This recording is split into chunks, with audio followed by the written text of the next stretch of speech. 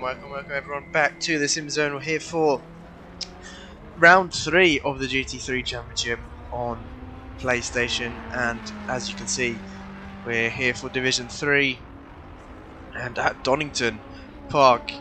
Currently in this qualifying session, 3.5 minutes left to go, and Simo once again on provisional pole, but W just 300ths behind here in P2. He's returned to the pits.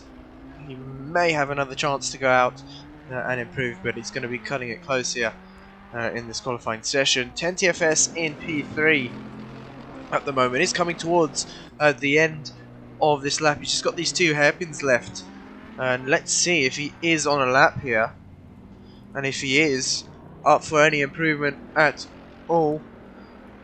Coming up towards the final chicane now, final hairpin, sorry. The AMG good in these damp and greasy conditions. The front engine cars seem to be quite good in these mixed conditions. I think the mid-engine cars will struggle slightly, but yeah, no improvement there for 10 TFS. And very difficult conditions we have here at Donington Park. The UK throwing some interesting weather up for us. But yeah, it's not going to be easy for some of these drivers. Only 12 drivers out on track today. A few of them don't have the Donington Park DLC, with quite a lot of Division 3 drivers being new to the game. But the next car across the line is going to be the 223 car of Yaroslav. The Aston Martin, a very good car on the wet, actually on console at least. And there we go, he proves it, puts it on pole position there, provisional pole, with a 133. Pretty much a 133.1, 6.8 tenths quicker than Simo, sorry, in P2. Simo is actually coming up towards the final corner there. Can the Ferrari driver improve at all using all of the exit curve? And he crosses the line. He does improve, but it's not enough. Still a tenth behind Yaroslav here. So Simo may not be taking pole position. He does have one more chance. I think this is going to be the last lap here for Simo in this qualifying session.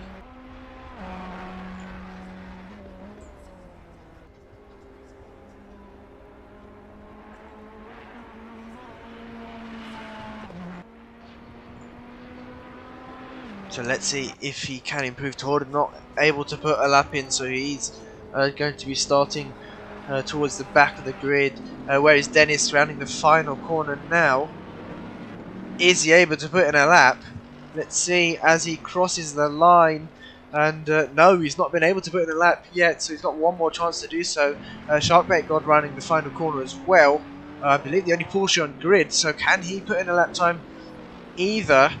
And no, I don't think he has put one in, so one more chance for SimZone likewise. But the next car on a lap is the number 93 car, Simo. 2 drivers ahead of him on invalid laps, so track limits coming into play, and especially that chicane before these 2 hairpins is where people are going to be invalidating their laps and picking up some track limit warnings.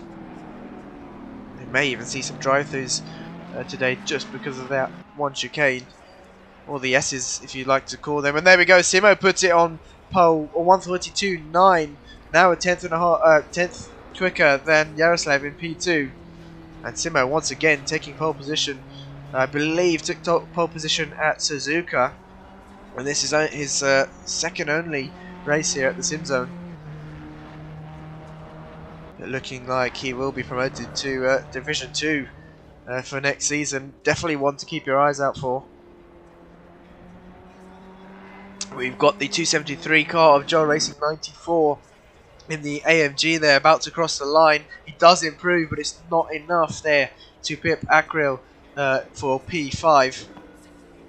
And now the number 77 car of Joe Racing 62, father and son, these two coming across the line. Oh, he's outbraked himself there by quite a margin, and that's his qualifying session over.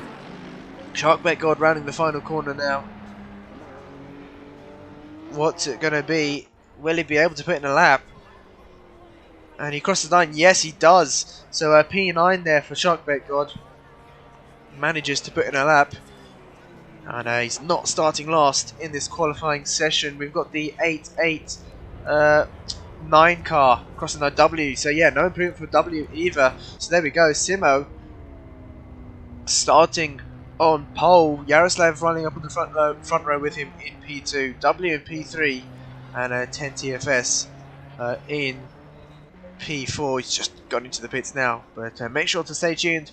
We're back in a couple of minutes for the start of the Division 3 race.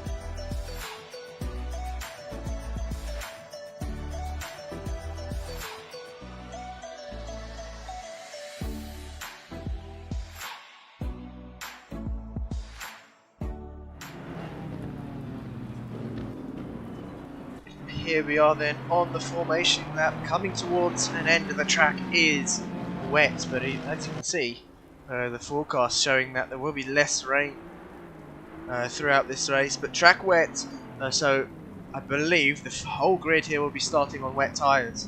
They may find the track slowly drying towards the end, but there is still rain here, and rain continuously falling, but it will gradually decrease. The drivers lining up side by side now, and as we saw in qualifying, Simo Melo taking pole position, Yaroslav on the front row with him. The Aston very, very good in the wet. Who's going to get the jump into turn 1? Will the Aston have the acceleration it needs in the lower gears? We know the Ferrari is very good at low gears here, and we are green. Looks like Simo off to a much better start than Yaroslav, and he's going to cover off the inside coming down towards turn 1. And yes, he has. This camera angle is absolutely horrible. So, oops, let's quickly change that. There we go. And so Simo, yeah, continuing and holding on to that lead. Yaroslav very close behind. You can see the two AMGs in the background as we wait for the timetables just to shuffle there. 10 TFS into P3. Joe Racing 94 very close behind in P4. And look at the battle going on in the background. That is Cord having a look up the inside of W, but had to back out of that. Akril trying to go around the outside there. No, sorry, that's not Akril. That is Yaroslav who's dropped back. So what's happened to Yaroslav then? He's made a mistake somewhere, and he's going to have a look up the inside. Oh, contact! Yaroslav there, trying to go for a move on W, and that didn't come off well at all. Not really a place he could have gone for an overtake, and now he's struggling to get the car going once again. But W moving down the order as well, and the other cars lucky not to come into that collision there, and just to avoid Yaroslav. But he's 6 seconds off of Dennis in P11 now. But down to the battle, oh, up to the battle for P2. The two empty drivers still battling out for second place here. Akril slowly closing in on them. 1.8 seconds between Akril and Joe Racing. But can Joe Racing 94 here have a look into turn 1? No, he's too far back. 10 TFS using the sort of apron on the pit exit there to open up the corner slightly, and now down through the crane occurs, and down to old hairpin. 10 TFS breaking away from Joe Racing now, using the curb even in the wet here. Track's now damp, so really drying up quite quickly here. Can, or will the drivers have to pit? Can anyone who started on the dry tyres make their way back up the grid? I think most of them are on wets. Most, if not all, are on wets actually. Yaroslav seems to have got past Tord, and now he's having a look here on Dennis around the outside. Can't get it done. Is he going to go for a switchback now? No, he's not able to. Dennis is going to have to go defensive. You can see keeping the car in the middle of the track. And Yaroslav around the outside. No, way too fast for that corner, and he's lost the position there and lost even more time. Where is Tord coming through now down towards this back straight? Taking a lot of grass on the inside there. It's not going to help with his corner speed or his exit speed. The two Ferrari drivers, Muzzy and W. Looks like W actually has got past Muzzy here up into P4. Got Dimmer just in the comments saying praying for a dry race in Division 2. You never know, weather could clear up and you could have a dry race in Division 2. We've seen it in the practice sessions. W now opening up the gap to Muzzy behind him. And let's go down to this battle. 3 cars, almost 4. The Bentley of Cord having a look up the inside, but backed out of that. Shockmate Cord closing the door, and Cord has gone very deep into the corner. Akril then up into P8, and Cord might even lose another position to Yaroslav just behind him, but coming to the crane is not really...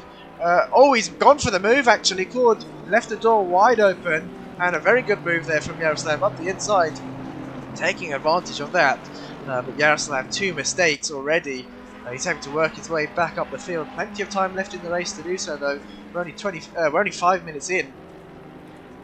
So Yaroslav now has got Akril, Sharkbait God, and Joel Racing all within a second, just up ahead of him. And he needs to be very clean here. You can see the two drivers, Yaroslav and Akril, running the Ukrainian livery, Ukrainian colours on their cars. And there we go, Yaroslav getting the move done even before the braking zone. Oh, Akril with a big lock up there, managed to avoid contact with Yaroslav. Yaroslav's going to have a look into this hairpin. No, Sharkbait God's covered off the inside, and Yaroslav's going to have to slot back in there. I think he tried to go for an undercut, a switchback, sorry, but it didn't work out for him. Joel Racing 62 really having to defend here. The Porsche just sticking to his line. Joel Racing opting for a slightly later apex in that final hairpin there. And this is going to be quite tricky coming into turn 1, all moving back over to the racing line. But the Porsche of Sharkbait God, no, he had a look, but that's really slowed him down now. And Yaroslav trying for a move. Can he do the same thing he did to Cord through the crane of curves? I don't think Sharkbait God is going to allow him to do so. No, he's not been able to, but it's Aston seems so much quicker through Sector 1 here than any other cars out on track at the moment. He's going to be side by side with Sharkbait God. He's going to be on the outside here for this left-hander. Bit of contact between the two, bit of door rubbing, but nothing too bad there. And look at this, it's brought back Cord and Akril into this battle. So we've got 5 cars then battling out for P6. And Yaroslav, oh, a bit of oversteer there for Sharkbait God. He had a huge snap, and he's lost the car there, just getting on the grass. No contact between those two, but he's going to have to wait for the rest of the cars to go through. And Dennis gaining a position as a result. And there we go, we've got the tyre barrier, one of the tyre bollards flying in the air there. And that's on the inside of that chicane. Usually it gets seen taken out within the first few laps. And oh, we've had some contact there. Yaroslav, I think, once again making contact with Joe Racing 62. I think that was contact. I'm not too sure. I wouldn't really think the Mercedes would spin in that corner. But we saw Cord going very deep into the hairpin as well. Somehow managed to recover it and stay out ahead of Akril. So Cord up into P6, surprisingly. Wouldn't really expect that. And Akril very deep into turn 1. Yaroslav's going to take back that position. And he's back up into P7. Yeah, Yaroslav possibly not with the cleanest race. And we've seen him before in earlier on in our early seasons here at the SimZone. Not very clean either, but let's see if he can redeem himself in this race. 10 TFS and Joel Racing 94, the two AMGs still battling it out. But 10 TFS holding on since the start of this race, and actually looks like the rain's going to stay as it is in terms of the forecast, so staying on the wet tyres might have been the way to go. And I assume everyone here on the grid is on the wet tyres, so they've made the right choice here. 10 TFS, they're a bit slower through those last two hairpins. Joel Racing was able to close the gap, but just not accelerate out the corner as much as 10 TFS did. You can see there, none of the drivers using the exit curve for turn 1.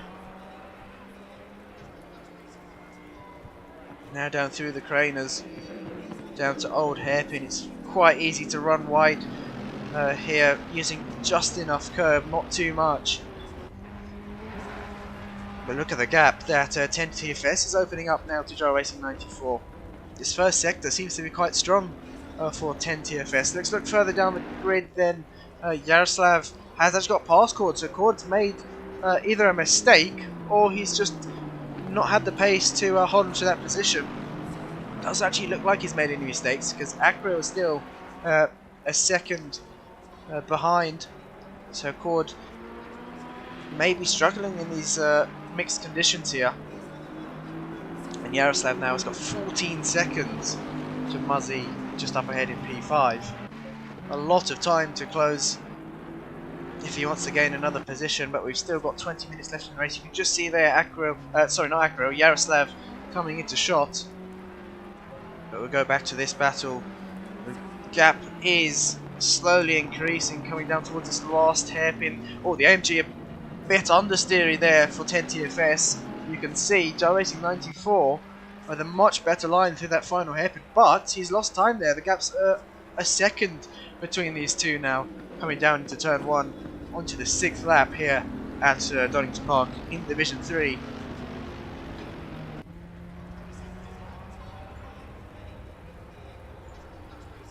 And we will have Driver of the Day voting very shortly. We'll get it posted in the chat actually now. Oh, there we go, it's already come up. So Nightbot doing the work for me here. I was just about to put it in, but there we go. And let's actually pin that to the top. So make sure, once we get towards the end of this race, vote for your driver of the day. Nino Tobin in the comments saying hopefully I do better than last race. Very tricky conditions, so I'd advise practicing for even a bit if you haven't done so already, so you're not going to be prepared otherwise. But here we go, coming through the chicane then. GyroRacing has slightly closed the gap there to 10TFS. It seems to be that second sector where GyroRacing is catching up, but both drivers in the AMG battling it out. W closing the gap now. He's only 3 seconds behind. It seems to be less than that, but very slow through that hairpin. Maybe overslowing the car a bit too much. Yaroslav has now caught up Muzzy here. You can see there, Muzzy possibly making a mistake somewhere. The gap's only 2.6 seconds between the two, and it's a shame we can't see the lap times here. It would be interesting to see where Muzzy has made that mistake.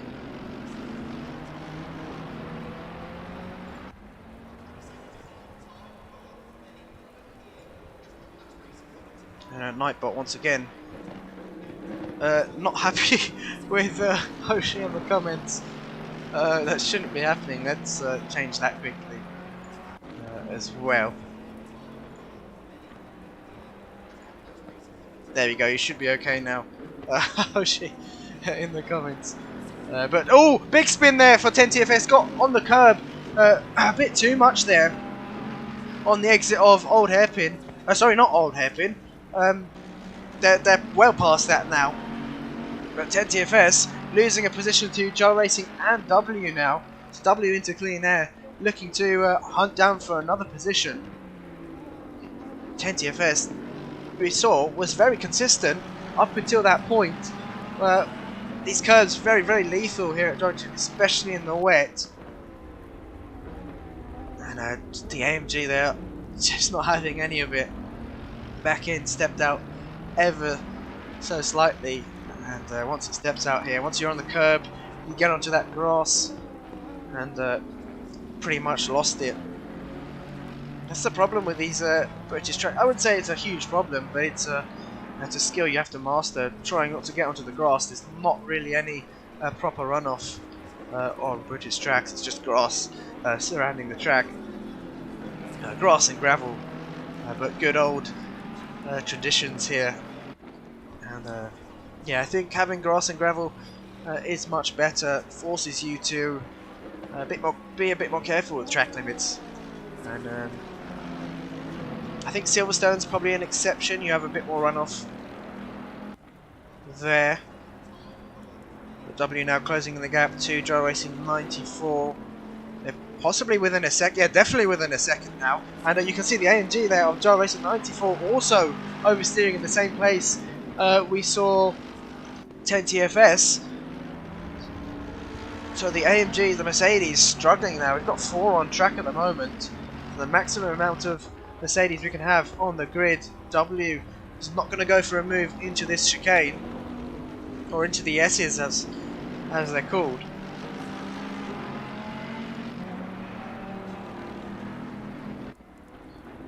Yaroslav now within a second to Muzzy and P5 as well, so 2 battles heating up.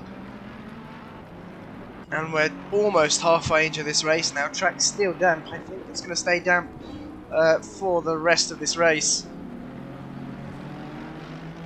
But bumping down tyre pressures would have been something to do before starting this race. And you can see there, W also using a lot more of the apron into turn 1. And he's right on the back of Jar Racing now, coming down the craners.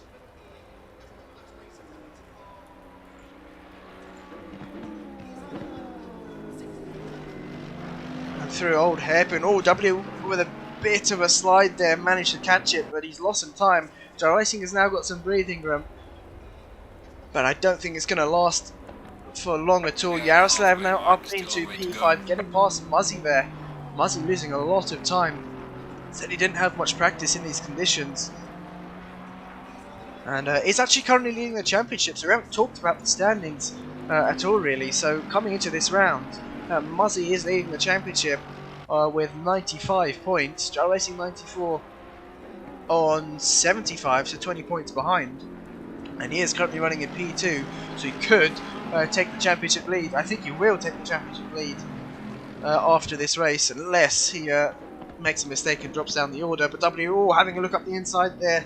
I think you have to just slam on the anchors to avoid making contact.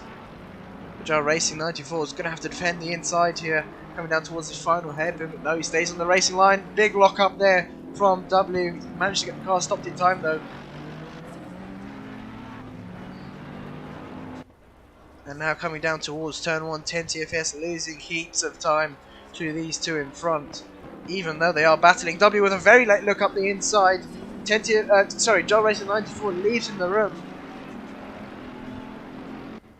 I don't think Jar Racing expected that, but good reactions, a good awareness.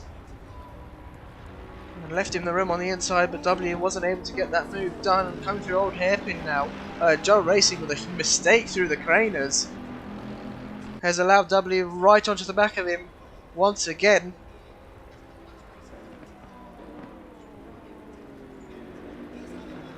Look at these two. Oh, a huge mistake there for Jar Racing 94. The exact same place where 10 TFS lost it last time. And I think the two MG drivers are going to be side by side now.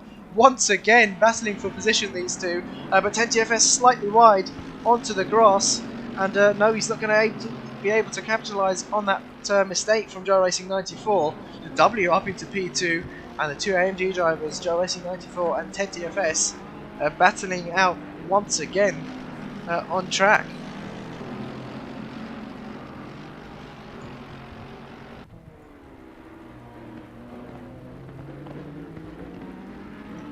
So down through the Melbourne hairpin, then up towards Goddard's, the final corner.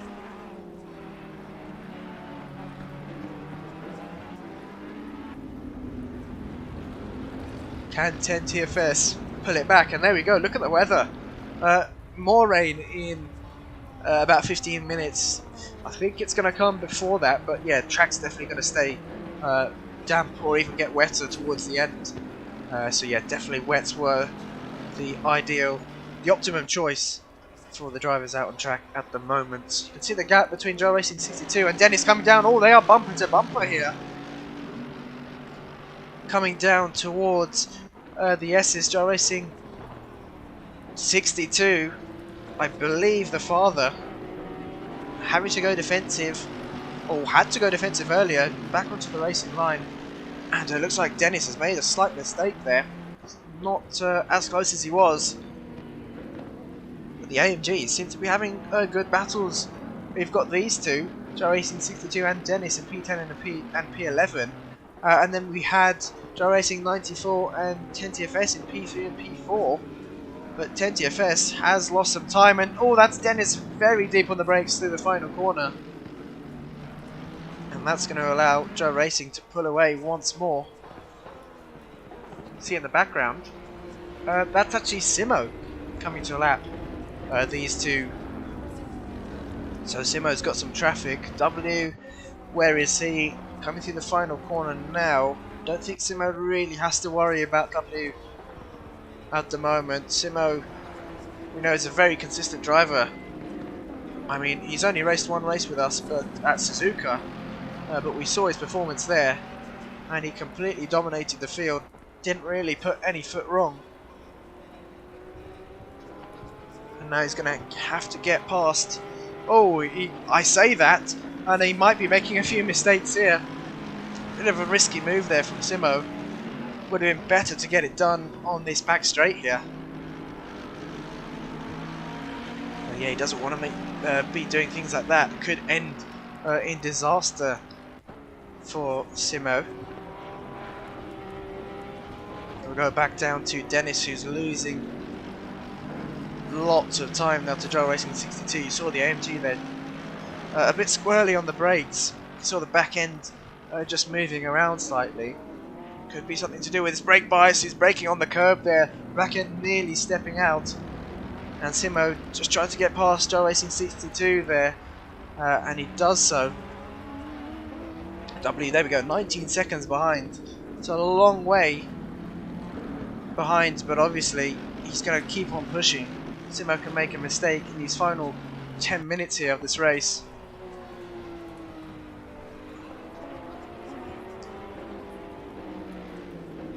And for the 12 people watching, make sure to like the stream and vote for your driver of the day as well.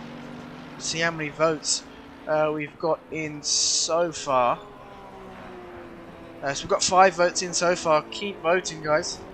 You can vote for multiple drivers as well, because voting will close once the timer of this race hits 0.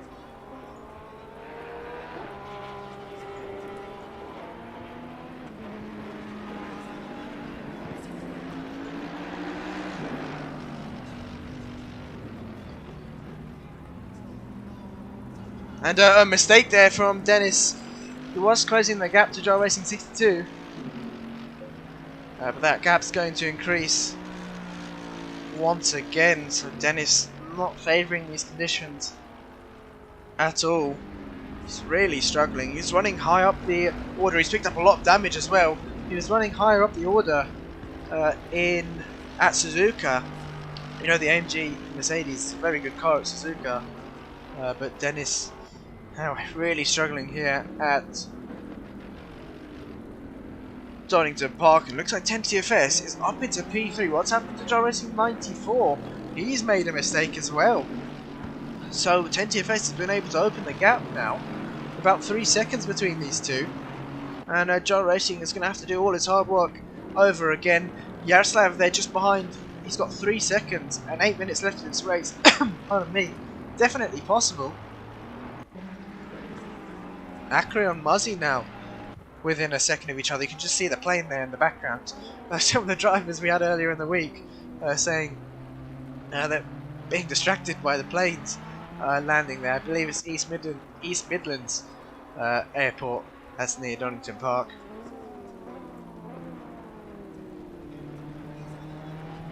So yeah, it's very distracting to see those planes landing and taking off.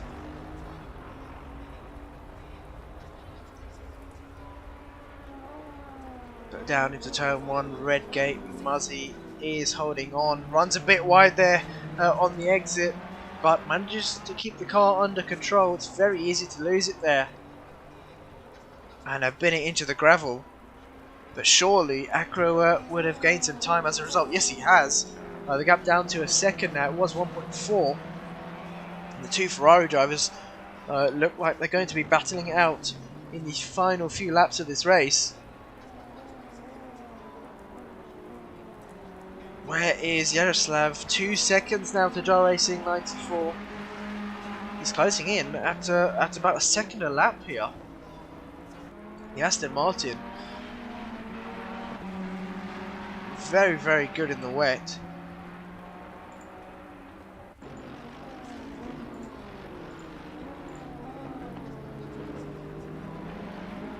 Jan saying Simo in Div 1 in the future for sure. Yeah, I definitely think so. He's got to work his way up though. Division 2 I think is going to be very competitive next season as well. And Division 1's just going to get more and more competitive as we go on. And looking at Division 1, the past few races have been extremely difficult. Those that have been usually in the mid-pack now find themselves down towards the bottom of the field. So the competition is getting tough, and probably the best competition you'll find on the entire PlayStation community. I don't think there is any racing that can compete with the high standards, high levels that we have here at the SimZone, especially in Division 1. It's absolutely full of aliens there. Yaroslav now, we'll switch to him. He's closing the gap to Joe Racing 94. It says 1.5 seconds, but it looks to be less than a second now. They're coming up on some traffic there. That is Dennis, who's just moved off the racing line for the 2. So good to see Dennis doing a brilliant job there. Coming through the chicane now, all the S's. Down towards Melbourne Hairpin now. And look at that, the Aston. Just much better on the brakes. Maybe a bit too quick through the corner. As you can see, he lost a lot of time on the exit.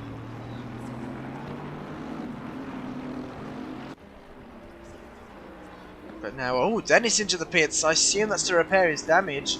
He's got quite a lot on the front end of that AMG, as we can see now. So that's going to be some lengthy repairs for Dennis. And look at this, Yaroslav. He's going to try and get this move done. He's only got 4 minutes left of the race. We have yellow flags out. Is that for Dennis? It shouldn't be. No, it's not. It's for the 666 car. That's Tord, who's lost the car somewhere on track. I think he's just off track there. And he's going to have to wait for the rest of the cars to pass before he can rejoin. My cameraman taking a sweet time to pan over. There we go. Tord has got going once more.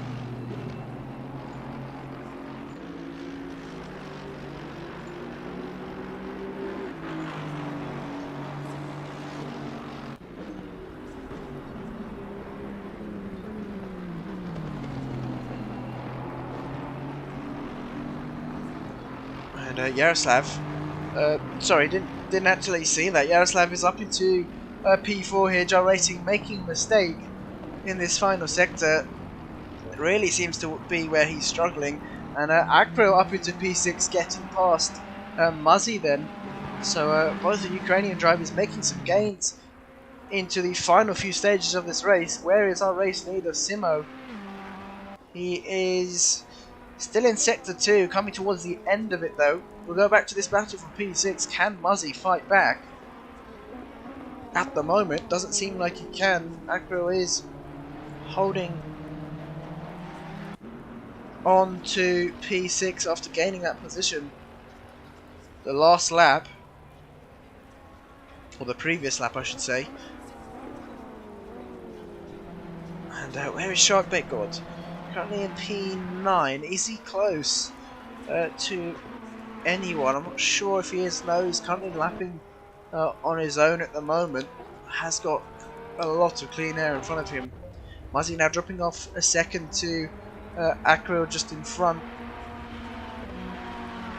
Now we're coming towards the final 2 minutes of this race.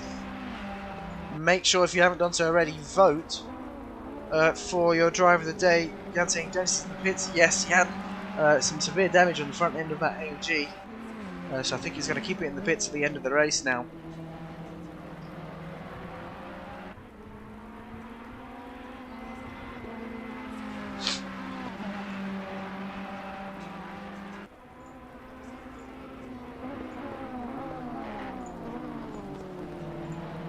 But still, 9 votes now for the driver of the day. Keep voting, guys. We've got 1 minute till voting closes here.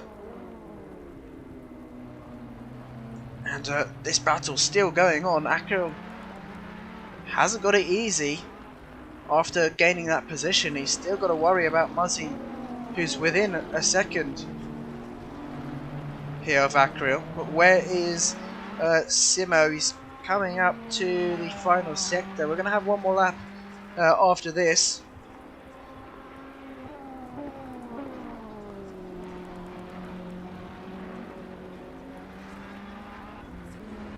But back to this battle, the two Ferraris, number 286 of Muzzy and 222 of Akril, battling it out here in the final few laps of this race.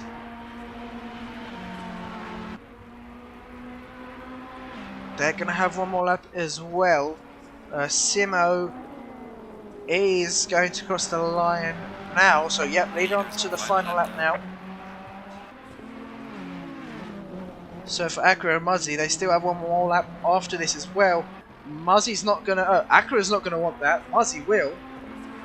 Gives him some more time to try and get his position back. And he's really closed in on him now.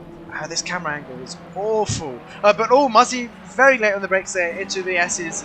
And look how much time he's lost. Let's see if we can change the camera angle back. There we go. For some reason it likes to reset itself. But they're coming down to the final hairpin now. Acro holding on. Track is getting wetter and wetter as we speak. The rain's getting heavier. But it's not really going to matter. All the drivers are on wet. Where is Simo now coming down towards the S's here? Only got a few more corners to go. Hasn't really put a foot wrong this race. Quite an easy race for Simo. Didn't have much competition. I think his main competition was actually in the qualifying session with Yaroslav. But Yaroslav made a mistake on the race start, dropped back down the order, made another mistake, had some contact as well. But there we go, Simo rounding off the final corner. Going to celebrate in style as he crosses the line in P1. Another victory there for Simo. And he's looking good for the championship here. Simo, we do have a drop round as well. And Simo with 2 race wins may even be in the lead of the championship. Or may even win the championship once we get rid of that drop round. Sorry, once we count in the drop round. But W rounding off the final corner. 2 Ferraris securing P1 and P2. Very different to the F1 today. I won't spoil that though on stream. Yaroslav then rounding off the final corners, made it up into P3, and he's going to cross the line there. 10 TFS just behind in P4, loses that position on the last lap. That's SimZone Gold in P9, Joe Racing 94. Oh, is he going to... the father and son there crossing the line side by side. That's good to see. So Joe Racing 94 in P5, Acra's going to finish in P6, Muzzy's going to finish in P7, Cord's going to finish in P8. Where is Cord? There we go, rounding off the final corner now. He's going to finish in P8. SimZone Gold in P9, Joe Racing 62 in P10, Tord in P11, and a Dennis in P12. So the drive of the day then. Let's quickly get that up. That is going to be closed now. So if you haven't voted, you've got a few seconds to do so.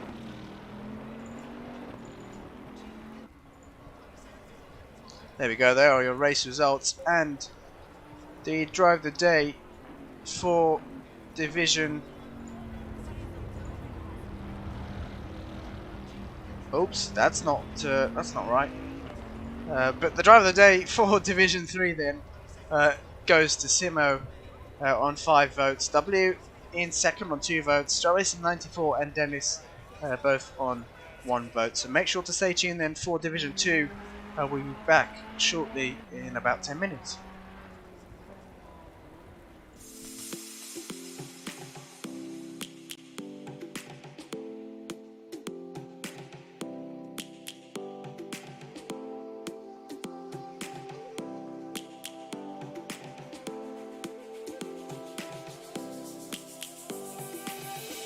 Lions roaring in the morning sun, searching for a longer day. People feeling like the light has just come. We must never stop the way. Birds chirping and I hear my name, grasping into life. Life is happy but it's so insane. We must merely make a strive. Savannah, I'm coming home. Savannah, we'll never be alone. Savannah, the beauty of the world. Savannah, let's all take a walk. Savannah.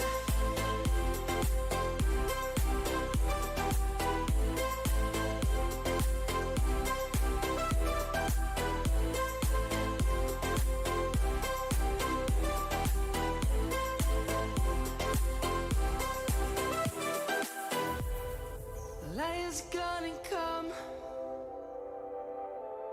The birds have just begun. We will always take a stand for the people, for the land. Let's go back to when we were young. For the animals we stand. Let's go back to when trees were swung. Kids across the land. Savannah, I'm coming home. Savannah, we'll never be alone. Savannah, the beauty of the world. Savannah, let's all take a walk. Savannah, I'm coming home. Savannah, we'll never be alone. Savannah, the beauty of the world. Savannah, let's all take a walk.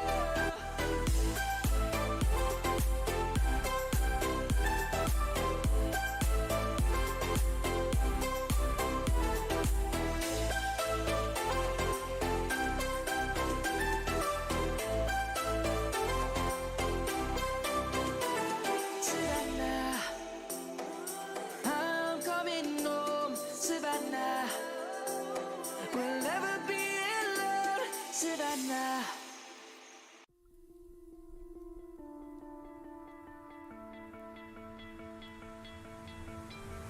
You stole my heart of gold after my silver soul. Can you dig any deeper now? I gave you all I own, put you on this golden road, but I'm a little stronger now. You cashed in on my promises.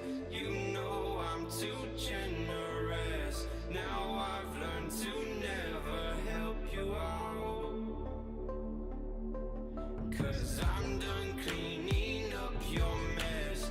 Found myself in my regrets. I've become a little stronger now. A little stronger now.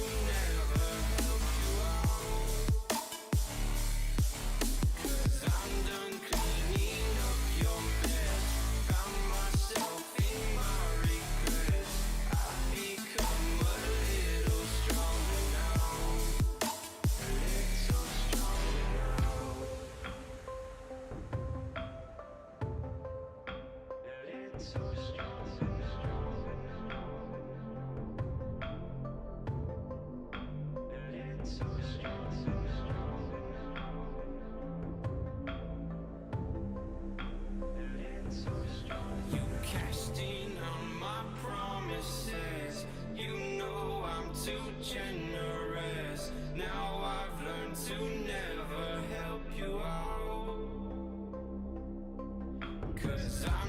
done cleaning up your mess. Found myself in my regrets. I've become a little stronger now. A little stronger now.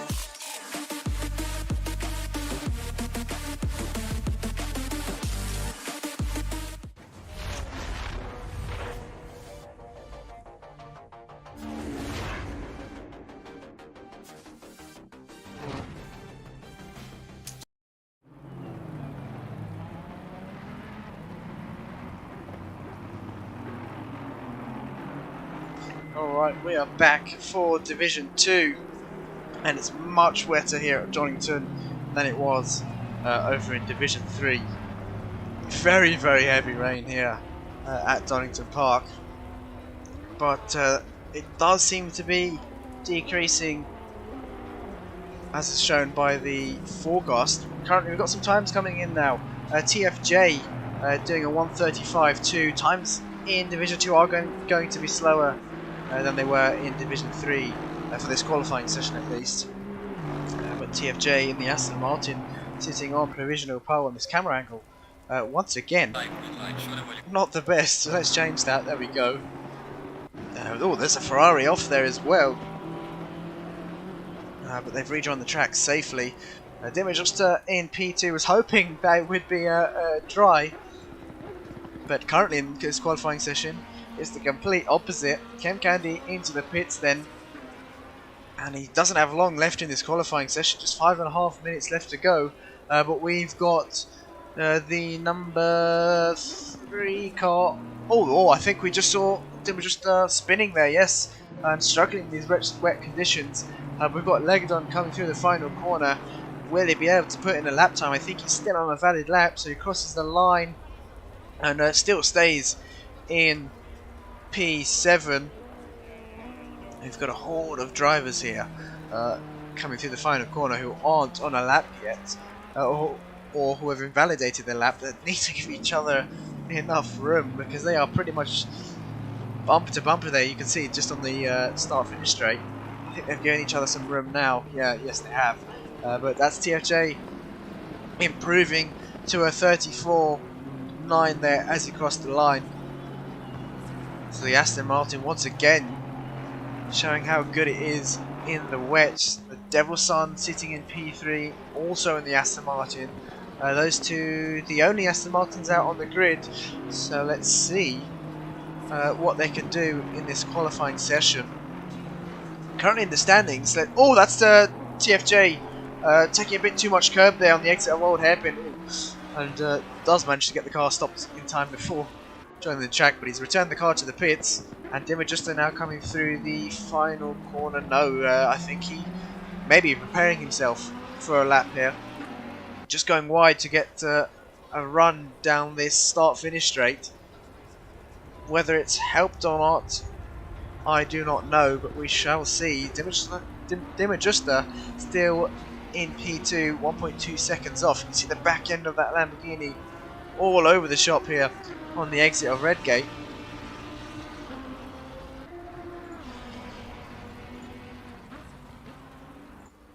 Ah, yes it does. There we go, Division 2 now.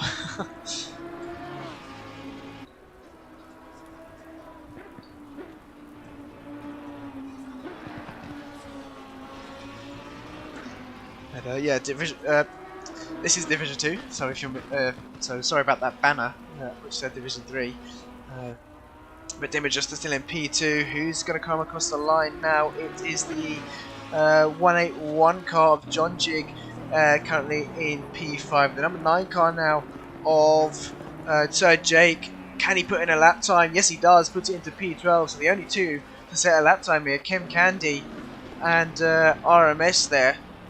But ChemCandy coming through the final corner. The number 5 Bentley. The Bentley, a very good car in the wet. Is he going to put in a lap time? No, he's not. So possibly an invalid lap there for ChemCandy. Where is RMS in the number 21 AMG coming through the craners now? He's going to have one more lap after this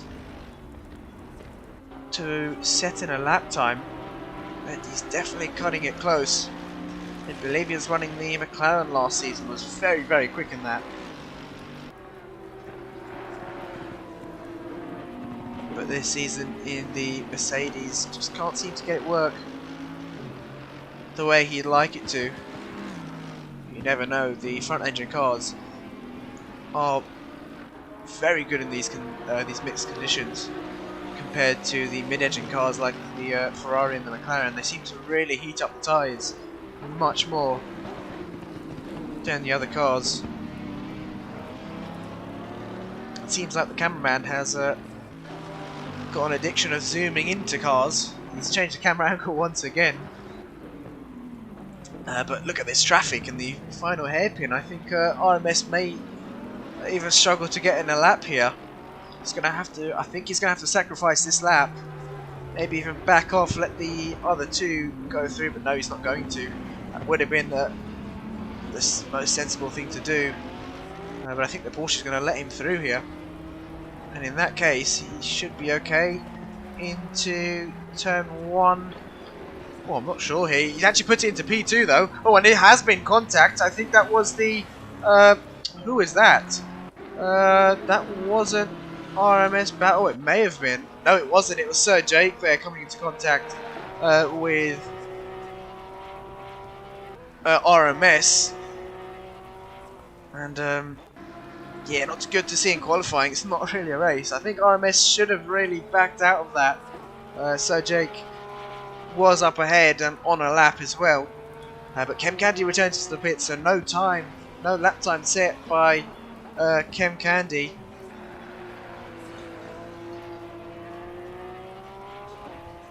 And I believe it's his first time racing at Donington.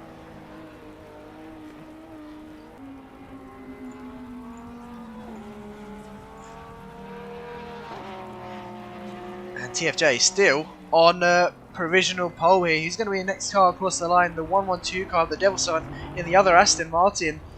Is he going to improve here? And he crosses the line, puts it into P2. There we go. Look at that, how close it is. Within a tenth of each other, the two Aston Martin drivers, P1 and P2.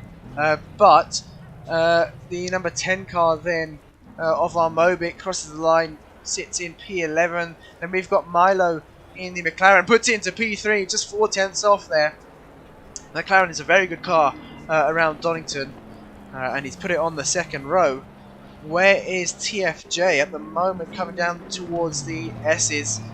Mr. Cameraman, that's not very helpful with that angle, but there we go. Down towards the Melbourne hairpin, and then up towards Goddard's, the final corner. Can TFJ improve? I don't really think he needs to anyways, but I'm sure to boost his confidence he's going to want to improve this lap as he rounds the final corner now.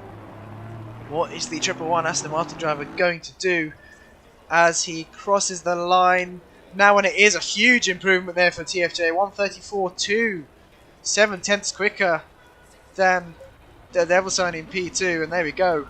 That is your qualifying session over. TFJ putting it on pole position, the Devil Sign lining up on the front row in P2, Dim Adjuster in P3, and Milo in P4. But make sure to stay tuned. We'll be back for the race in about 5 minutes here for Division 2.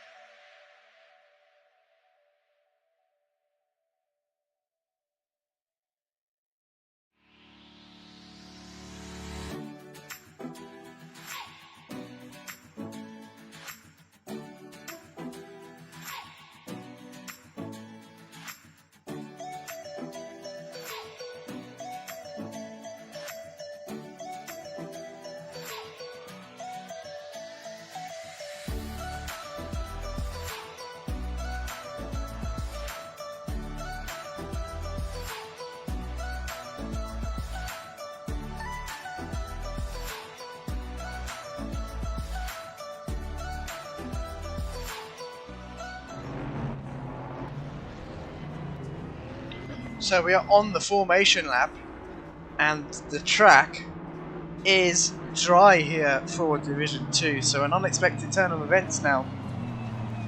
And the two Aston Martin drivers, the two quickest cars in the wet, have now lost their advantage. Jan in the comments saying he likes the Aston Martin as an endurance car. Yeah, a lot of people choose this car when racing in endurance.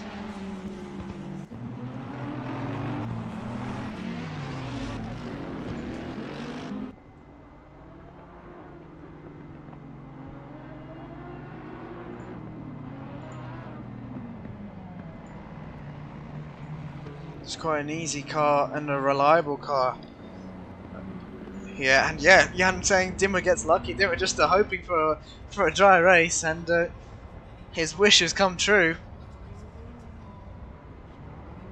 But we never know. It could start to rain later on in this race, and the Division 2 drivers do have a mandatory pit stop.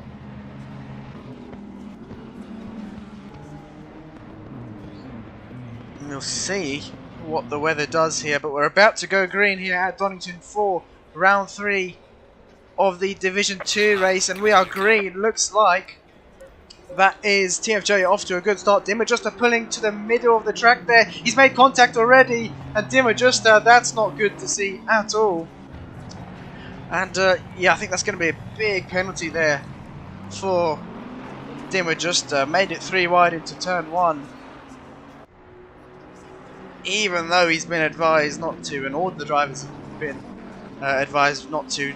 TFJ second last now in P13, but that's promoted the Devil Son into the race lead, and he's already got a 5/10 gap to Milo behind, but the McLaren very quick in the dry around this track. And likewise the Porsches, they're going to be excelling here in the dry. Although the track's only fast, they won't have too much grip here.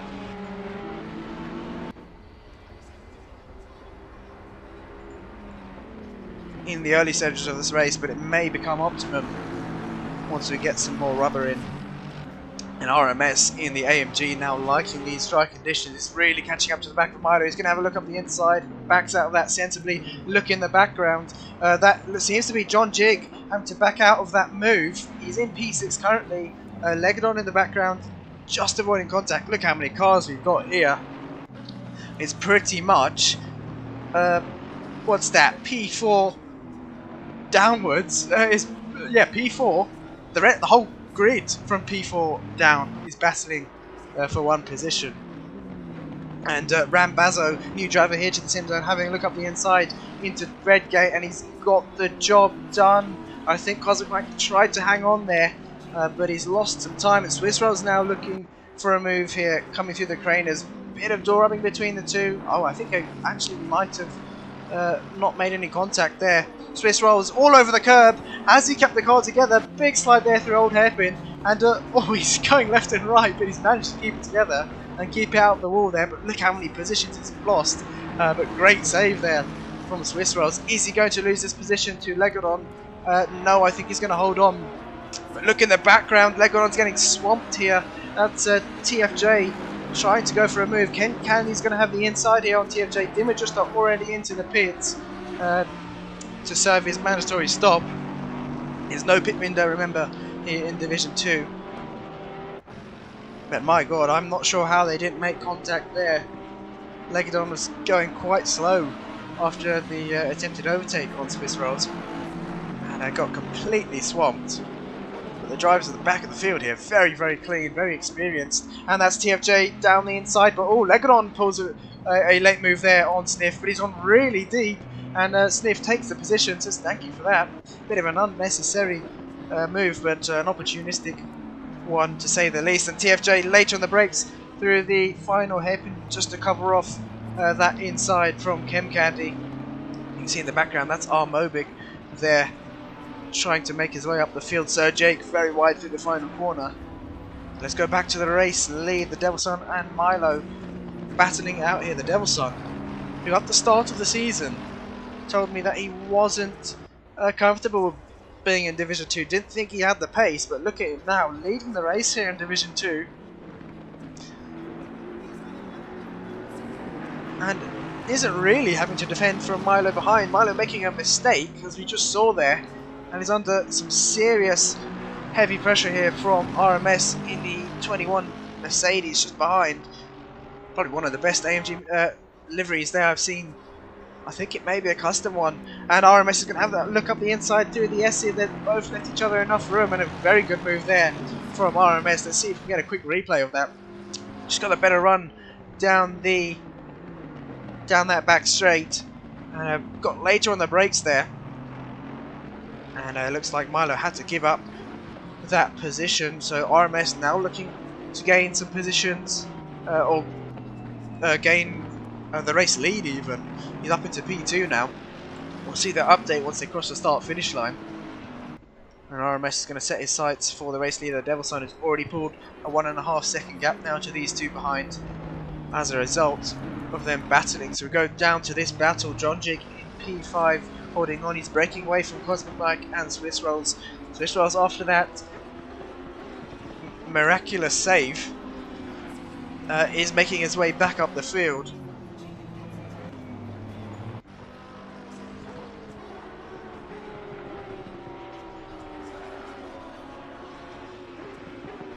Yan saying awesome, no sorry, Kenny saying awesome racing, Yan saying save of the season, definitely was. And these three are a bit spaced out now, not really making any gains on each other. And not really close enough to go for a move, but TFJ up into P9, oh, was there contact between the two? I don't think there was. And oh, what's happened there to Sniff? I think that might be some latency issues there for Sniff. There wasn't any contact between the two at all, so really not sure what happened there. That was odd. I don't think I've ever seen anything like that before. That was really odd. So maybe Sniff suffering with some connection issues there. But Chem Candy now up into P8, and we've got this 5-car train. TFJ leading, Chem Candy in P9. Just behind Legadon in P10, Armobic in P11, and Sir Jake in P12. The Porsche much quicker in these hairpins, but he's not going to have a look up the inside there. Armobic trying a new car for this season, BMW M6, but he seems to be struggling in it. Sir Jake wide once again on that final corner. Armobic, is he going to go defensive into turn 1? I don't think he needs to. He's going to stick to the racing line there, and he holds on. We go back to the battle for the race lead. Look at this. The Devilson now having to defend his position. RMS has reeled him in over the last few laps. And Milo not able to keep up with these two, as it seems. But the Devilson and RMS will be battling very hard here for position. So Milo may be able to close them in slightly. He already has, actually, down to 1.2 seconds between Milo and RMS. It looks like the Aston much quicker through the S's than the AMG. Mercedes seems to be struggling there. Well, this is really allowing Milo to close them back in. So 3-car battle for the race lead, and we're only, what's that, 8 minutes into this race, sorry. It's a 45-minute race, so yeah, 8 minutes into this race. And still a 3-car battle for the race lead. You can see in the background that's Bazo and, well, that's not John Jig. That is Jim Adjuster, who, oh, that's a big spin for Bazo. Got a bit too wide on the exit of Redgate, and he's lost the car. He has time to rejoin though, and he does. But John Jig, with serious closing speed here, he's going to take that position coming through the craners. He's got that move done. I don't think Cosmic Mike's going to be able to follow through. But Rambazo with a slight mistake there, was actually catching the top 3 up. And he's now into the thick of it all, behind John Jig here in P5.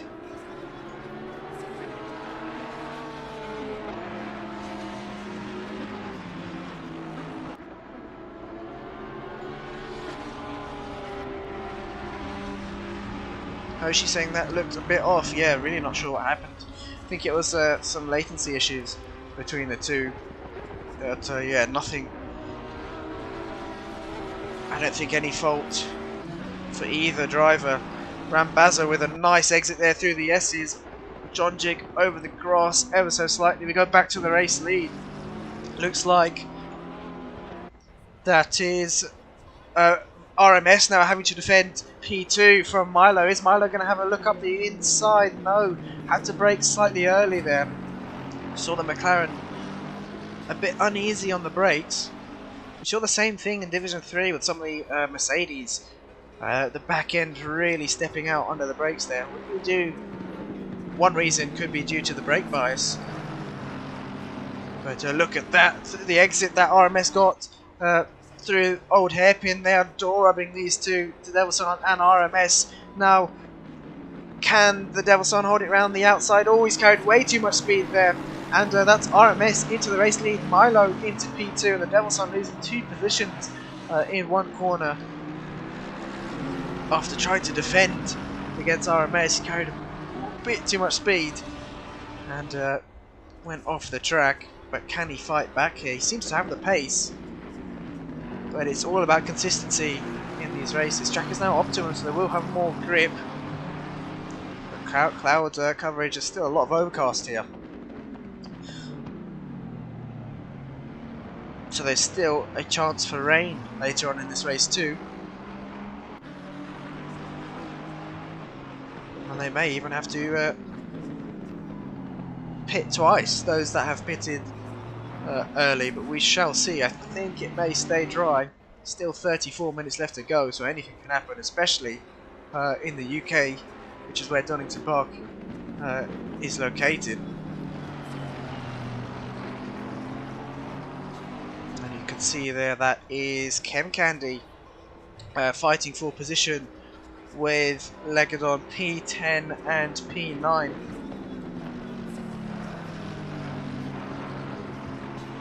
No, I think that's Devil Son slightly wide there on the exit of old hairpin once again. He's dropping back now to these two, and Milo and RMS look like they're going to be in a battle of their own. But no, Milo is losing some time to RMS. The Mercedes is pulling away now. Let's see, they're going to cross the next sector line towards the end of this back straight.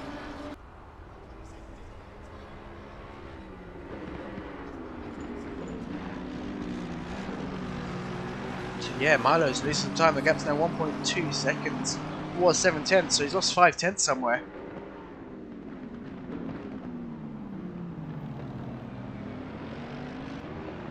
And now maybe having to find himself defending from the Devil Son once again.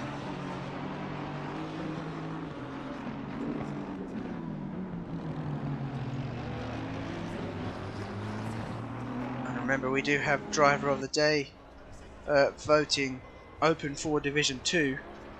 In Division 3 we had Simo taking Driver of the Day. Let's see who it's going to be in Division 2. Still plenty of time left in the race for you to decide and then vote, but voting will close once that timer hits 0. So make sure to get your votes in before then, and we'll announce the results once this race is over. Looks like that is Chemcandy up into P9. Legadon's made a mistake somewhere. He's 3 seconds back to Chemcandy then.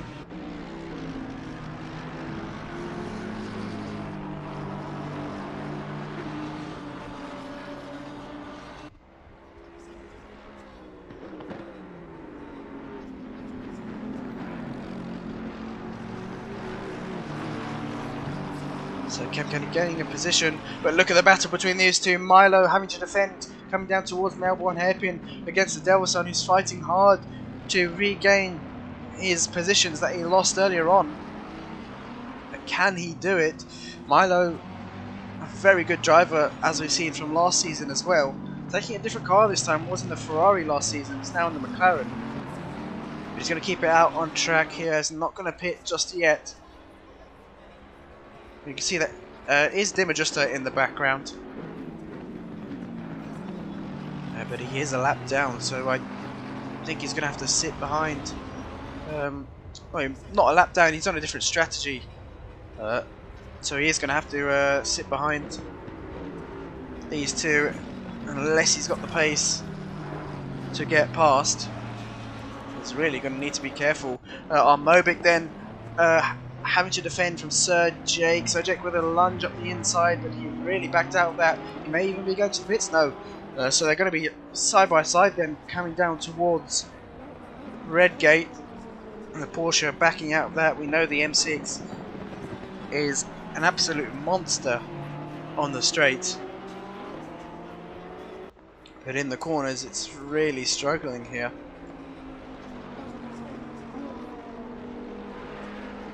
And that looks like Sir Jake with a slight mistake there through the craners. And look at that, he's really off the track there on the exit of Old Hairpin. And our Mobic's going to, I think, have a sigh of relief there. He's got some time now to relax and focus on pulling away. But after that mistake, Sniff has caught up to Sir Jake. We saw Sniff having an off earlier on, whether it was due to latency issues or something or other, we do not know. Now back to the battle for P7. It's a 3-car battle here. XmecOnline defending P6. With these three battling, John Jig has been able to open up a 6-second gap to XmecOnline, SwissRose and TFJ.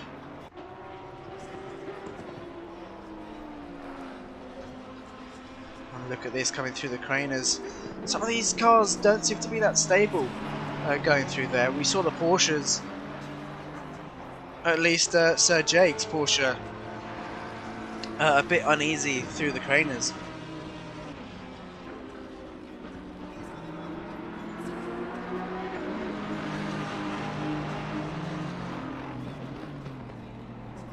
Yeah, so he likes the sound of the airplanes in the background near the airport. So close, and look at this, Swiss Rolls and XmecOnline are going to be side by side.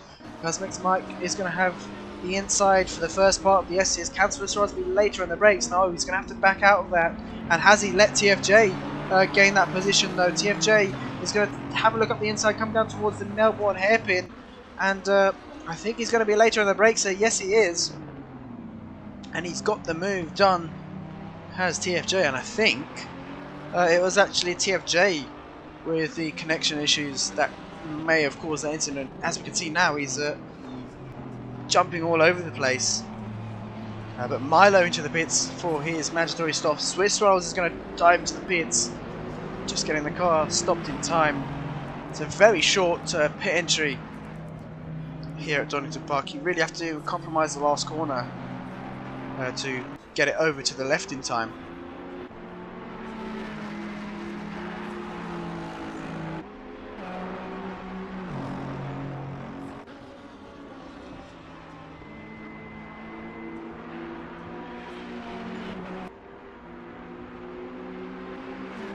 Milo and Swiss Rolls in their box. Let's see where they come out in comparison to DeedeeTKU, who's already served his mandatory stop. So DeedeeTKU now coming through the S's, and no, Milo's going to be well ahead here. He's leaving the pit lane now. There we go, he's left the pit lane. Swiss Rolls has been dropped off the jets. Yes, he is, and he's exiting the pits. DeedeeTKU, no, he's not going to be close to them. So DeedeeTKU losing a lot of time after that turn 1 incident.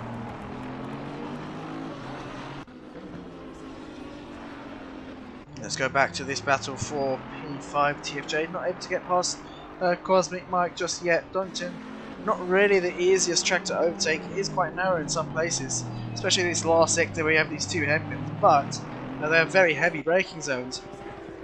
So it's still a good opportunity to overtake. Usually these faster corners, the craners, and after the craners, once you go back up the hill, It's quite hard to overtake there. But in this last sector, you've got hairpins which are favourable for overtakes. Candy and Legadon both into the pits at the same time.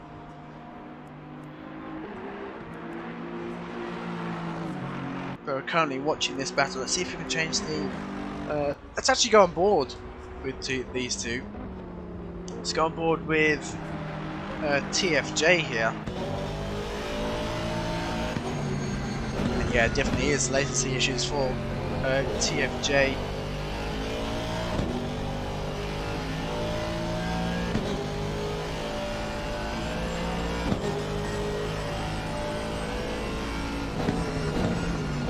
Coming through the S's now. You can see there the Aston taking a lot more curve, and it's able to. The Ferraris don't like the curves at all.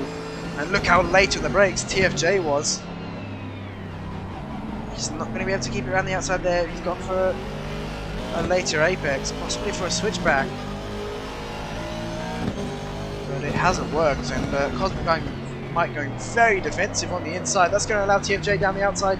But he backed out of that. I think there is some serious latency issues here for TFJ. That may have been what caused the incident. No one behind these two, so they've got the battle all to themselves.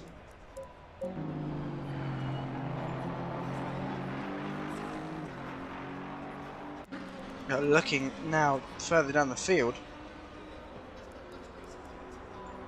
Candy and Legadon are quite close to each other.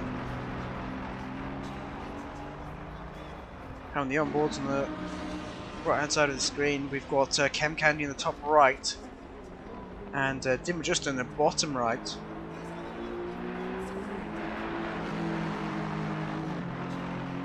But not much going on between those two so far. Candy though has Legadon close behind. Obviously can't really see. Both drivers constantly looking back, but TFJ and XmecOnline will stay on this battle. These two have been battling for lap after lap, and TFJ still not able to get past.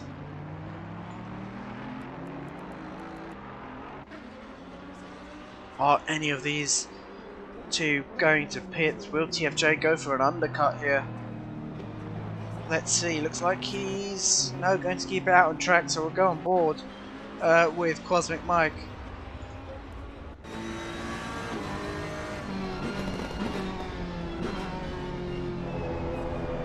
Into red gate now, the Aston really bouncing over the curbs, kicking up a bit of grass, a bit of dirt as well.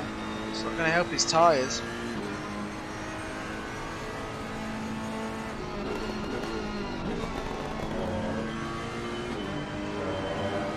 Through old hairpin. The Aston seems to have gained there slightly.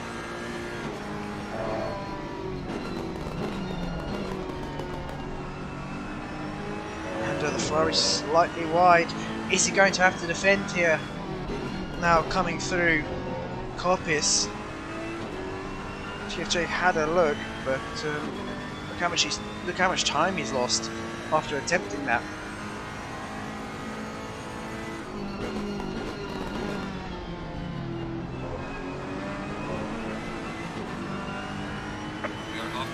Go halfway into the race now. The forecast still is overcast. Doesn't seem to be any signs of rain at the moment, but just looking at the clouds, it looks like it's going to rain any second here at Donington. Oh, we've got blue flags being waved for some reason. That might be someone just up ahead. We've got 3 cars just up ahead coming into red gate now. I think that's Candy leading this train. Yeah, that's John Jig trying to get through here, and he's got past Legadon now. He only needs to get past Candy just in front. So that's what the blue flags would have been for. But John Jig still yet to make his mandatory stop. From P1 to P9 have not made their mandatory stop yet. They've still got 21 minutes left of this race. I say that. So Jake into the pits now. Obviously the strategy is up to them. They have to change tyres though. Armobic following through. TFJ and Cosmic Mike still battling it out here. Seem to be quite even on pace. TFJ losing time in certain sectors and Cosmic Mike gaining time. But all of it adds up, and lap times are quite similar here. The race leader now, RMS, into the pits. I don't think he'll emerge in any traffic. He should be okay here. But the Devil Sun then is going to take the provisional race lead. Rambazo now into the pits. Milo did pit earlier on, so let's see where he comes out in comparison to RMS and the Devil Sun. Has he gained any time here, or has he lost out massively? Where is Milo? He's quite far back here. He's coming down through the S's now. Where is RMS? It's not the best angle, cameraman. There we go, he's got going now.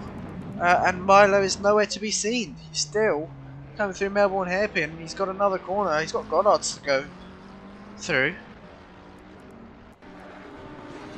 So not the best pit stop for Milo. He's lost a lot of time. And RMS already coming down the craners now. And oh, that's a drive-through penalty there for the Devil Sun. That will be for track limits. Really unfortunate, because he's got to serve his drive-through and then his mandatory pit stop. This is going to bump him, drop him down the order significantly.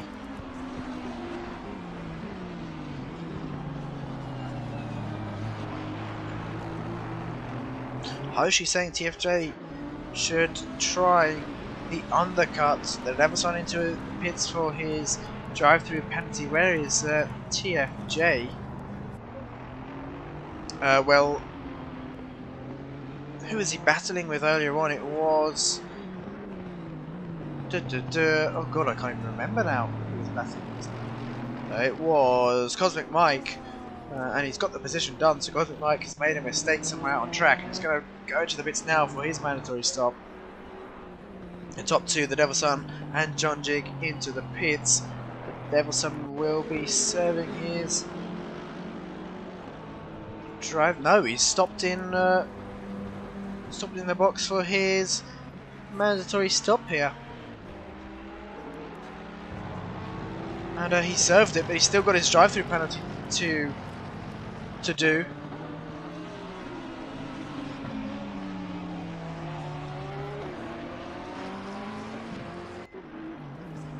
So Milo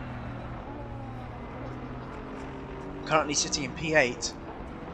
He's had a disaster of a pit stop, or he's made a mistake out on track somewhere, because look, he's behind Bazo then, and Milo is battling out for a podium position. He might not be anymore at this point in the race.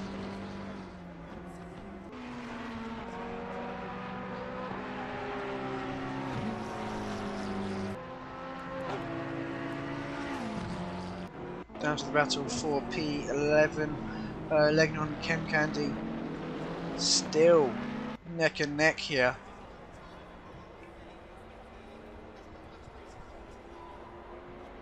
We may see these two scrapping throughout the season. They are very similar on pace, and Legadon slightly wide there on the exit of Redgate. DeedeeTKU is closing the gap to Swiss Rolls. There are three Lamborghini drivers once again. P7, P8 and P9 all together. Obviously not that close to each other on track, but in terms of position they are adjacent to each other. Oh, I say that, and what's happened here? DeedeeTKU seems to... Oh, that may have just updated now, or DeedeeTKU's made a mistake somewhere. He's now down into P10. Battling for position here. Cosmic Mike, you can see there, has served his mandatory stop. He's now trying to hang on here for P9. TFJ keeping it out long. And likewise is Sniff in P5. Oh no, that's some grass just up ahead there, some dirt being flung up into the air. But Sniff has Milo behind him, these two on different strategies. Sniff doesn't really need to hold or defend him. But there's no blue flags going to be waved. They're not. Sniff isn't a lap down here, he's just on an alternate strategy.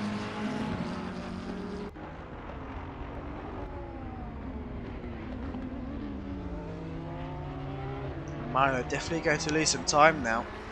He's going to need to get past as soon as possible. Sniff is actually going defensive up towards the final hairpin. Or is that indication that he's going to the pits? No, he can't. Oh, had to brake there to get into the pits. Was on the outside. So that may have been why he was keeping it tight through the final corner. Just an indication that he was going to pit. And that releases Milo into clean air, just 3 seconds behind. Oh, sorry, no. Just 3 seconds behind Bazo in P3. So Milo could still be fighting for that final podium spot here at Donington. You can see him there, just in shot.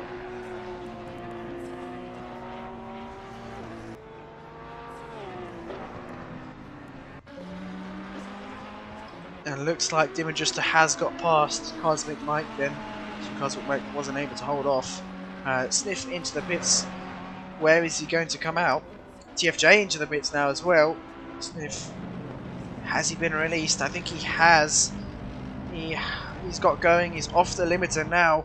But I don't think he's got anyone near him. The next car behind seems to be the number 9. Oh no, he does. Sir Jake is only a few seconds back here after the pit stops.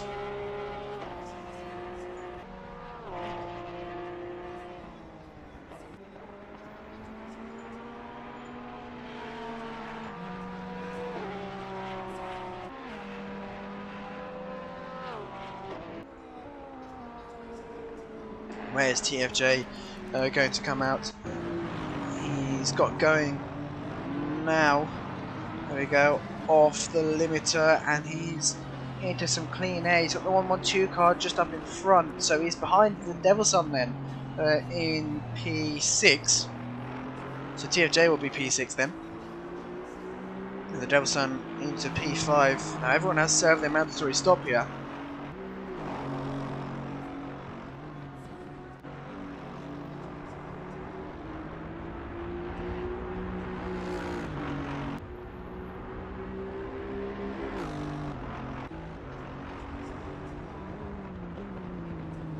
But TFJ 6.5 seconds behind the DeedeeTKU, and two Aston Martin drivers who started P1 and P2. Now down the order in P5 and P6. Does TFJ have enough time to close in the gap to the DeedeeTKU? It's definitely possible, but the DeedeeTKU just needs to focus on being consistent here, not make any mistakes. The two closest battles that may be heating up towards the end of this race. P8 and P9, DeedeeTKU and Cosmic Mike. Gap's only a second between those two. Chem Candy and Legadon, once again, another gap, another battle that we may be seeing heat up towards the end, and the gap likewise 1 second between those two as well. Oh, no, it's increased to 2.2 seconds. So something's happened there to Legadon in P11, and also Sniff and Sir Jake. So a lot of battles going on between from the midfield down towards the back. At the front, quite spaced out now. RMS didn't have the easiest of starts, really had to fight for position, and now he's, what was that, about 14 seconds clear I think to Bazo in P2. Bazo, haven't really talked about him much. His first race here, his debut race here at the SimZone, Yeah, it's 14 seconds. And he's already in P2. So showing why he should be in Division 2 here. Obviously we had a space open up in Division 2. Put him straight into the deep end. And he's been performing well so far. So I'm sure he's going to be staying in Division 2 if he can continue to get results like this.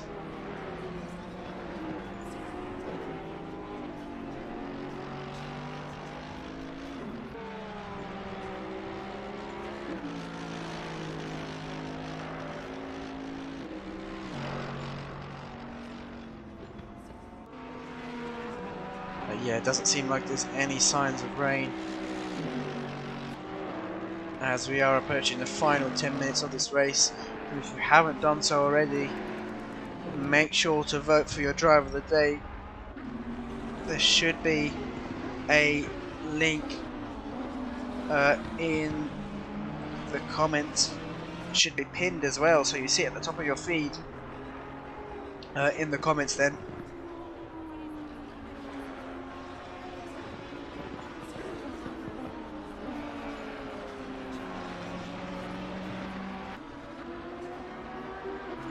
But voting will close once the timer in the top right hand corner of your screen hits 0, so make sure to get your votes in before then. There are quite a few people watching, so make sure to vote. But Jan in the comments saying Cosmic Mike dropped down. Yes, he has dropped down quite a bit. He's down into P9 now, but still battling for position here. He could secure a P8. DeedeeTKU, we know, has had some very good results this season so far. He's had a P3 in round 1 at Hungaroring and a P6 at Suzuka. So he's definitely not an easy target here for Cosmic Mike. But Mike not able to get close enough for an overtake. DeedeeTKU just managing that gap at around a second or so.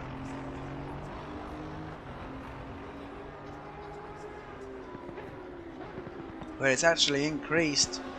DeedeeTKU feeling the pressure and stepping on the gas now. Starting to put away ever so slightly.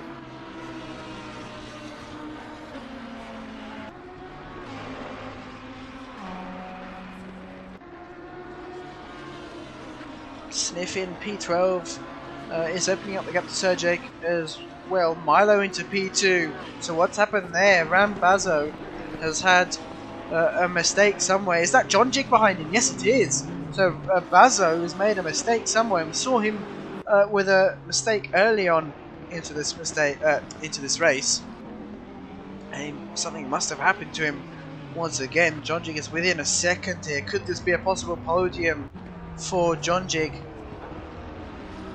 Time is running out, but it's definitely possible here.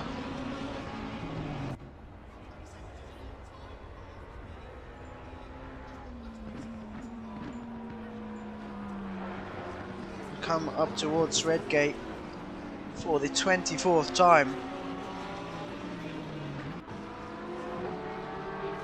Let's go on board here with John Jig.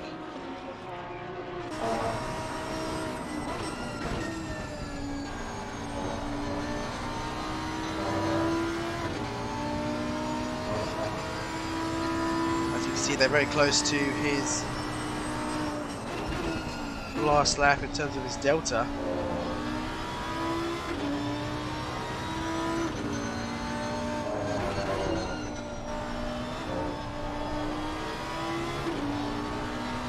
Bazo, after his mistake, back into the groove of things, and he hasn't let John Jig catch up and take advantage of any mistakes that he made.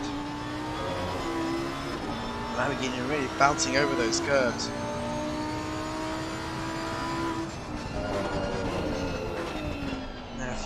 In the Porsche, this is where it's going to really excel. He's these tight, twisty corners. A very late apex there for Bazo, just so you can get that run coming down the start-finish straight. We know the Porsche is not the quickest on the straights, though the start-finish straight isn't very long. Bazo making a slight mistake there into turn 1. Jonjik is slowly reeling him in now. I think that may have been where Bazo lost it earlier on in the race. I think he lost it on the exit of turn 1. Just took too much curb and got onto the grass, which kicked the rear end out of his car and then lost a number of positions. I think that's Milo just up ahead as well. Are they closing in on Milo? Has Milo made a mistake as well? Yes, he definitely has. He's 2.5 seconds in front now to these two.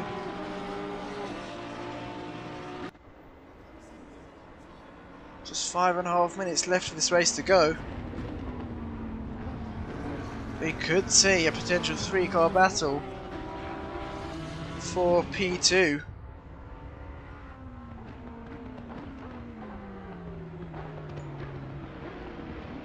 Now definitely, if you haven't voted for your driver of the day, now is the time to do it within the final 5 minutes of this race.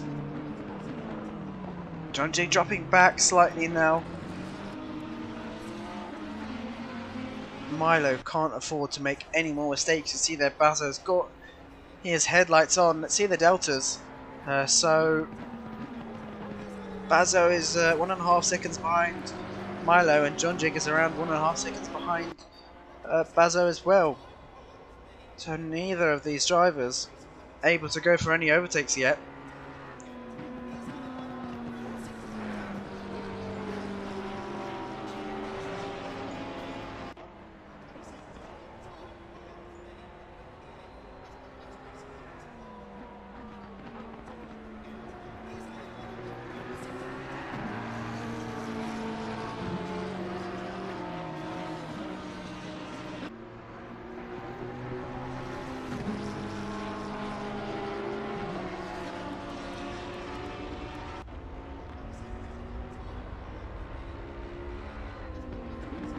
Onto the brakes here.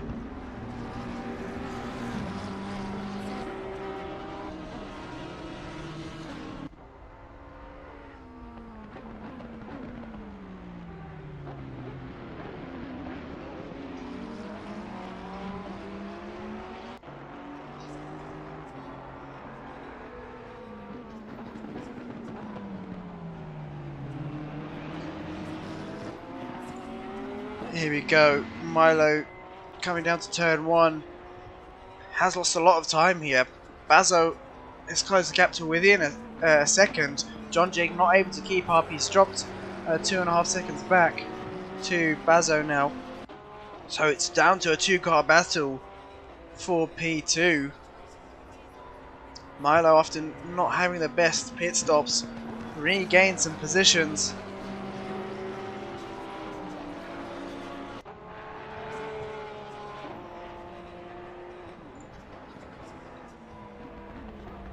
It looks like Sniff is catching up to Legadon in P11 and P12. Gap's just 4 tenths between the two. Let's look at this. Legadon's made a mistake. Sniff looking good to gain a position here in the late stages of this race. Legadon going very defensive there. Sniff, I think, tried to get back over to the racing line there, but that just would have lost him some unnecessary time. Different lines for the two Ferrari drivers and Legadon. Oh, what's happened here? Into the pits. Oh, that's going to be fuel. That's definitely going to be fuel. He's got no damage on the car. That's an easy position for Sniff. I think we may have seen the same thing happen. I'm not sure if it was last round, but Legadon miscalculating fuel. It may have been someone else. We've got another battle here going on for P7. Dimajuster now looking to gain a position on his fellow Lamborghini driver Swiss Rolls. Is there enough time left in this race? Armobic just moving out the way for the lead cars. Basso dropping back slightly now to Milo. Milo just managing that gap. I think he may be able to hold on here. Oh, that's very late on the brakes there from Armobic. But somehow he's been able to keep it on the track there. Flash of the lights there from DeedeeTKU.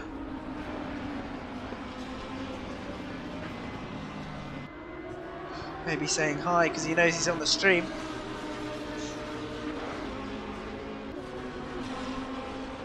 We're coming down to old hairpin here. Time is running out for DeedeeTKU. Swiss Rolls is going to want the race to end as soon as possible, but where is the race leader? There is going to be, this is on the last lap then, right, so we're on to the last lap. Give it a final push. Swiss Rolls is going to have to finish this one, and then they're on the final lap.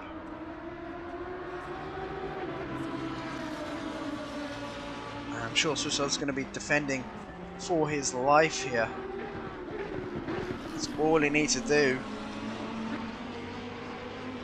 Well, I say that's all he needs to do. It's not easy, especially when you can see you're going to be on the last lap and you've got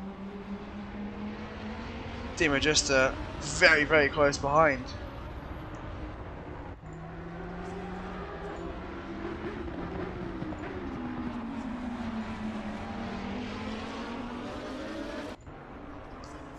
And coming down to turn 1, Basso's closed back in on Milo. We've got battles going on all over the field here. DeedeeTKU, Swiss Rolls, Milo and Basso. Looks like Legdon's dropped back another position. Sergio up into P12. But where is the race leader? Coming to the final corner now. RMS starting P3, I think it was, made it up into P1. Very good result there from RS. Flashing the lights from him, seems to be very happy with that. Milo is going to hold on to P2. Basso seems to have made a huge mistake there. He definitely has. That's John Jig now up the inside of Basso. So John Jig up into P3. Can Basso get this position back through the final corner? He's not going to be able to. So he's going to have to settle then for P4 is Basso. Milo's going to cross the line in P2. John Jig is going to cross the line in P3. Basso's going to cross the line in P4. The Devil Son is just about going to hold on to this position to TFJ. TFJ is going to be in P6. DeedeeTKU managed to get past Swiss Rolls here in the final few corners. He's going to finish in P7.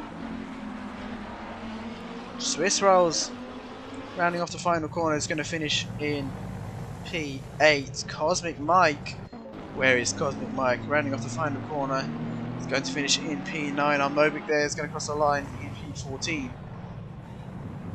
And Chem Candy is going to be the last one to finish. He'll be finishing in P10 then. And there are your race results pretty much for Division 2. Chem Candy now crossing the line in P10, happy with that result. His first time racing at Donington Park, but there we go. RMS taking the race win, Milo in P2 and John Jig in P3. We'll be back in about 10 minutes for the final race of the evening, Division 1, so make sure not to go anywhere.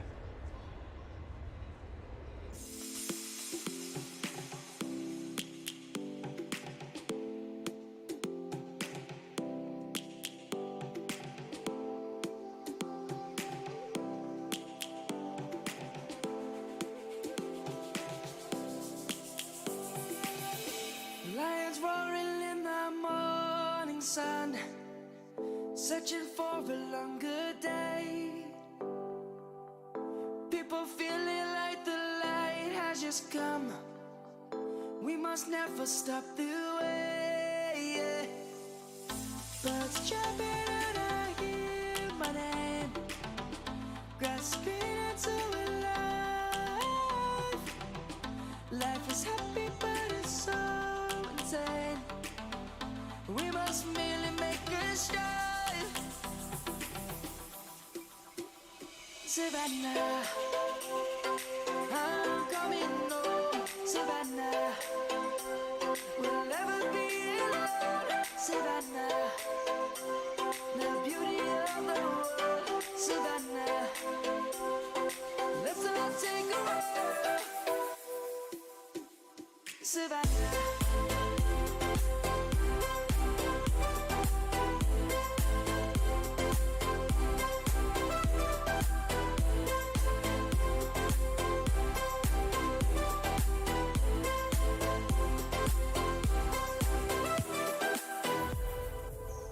has gone and come.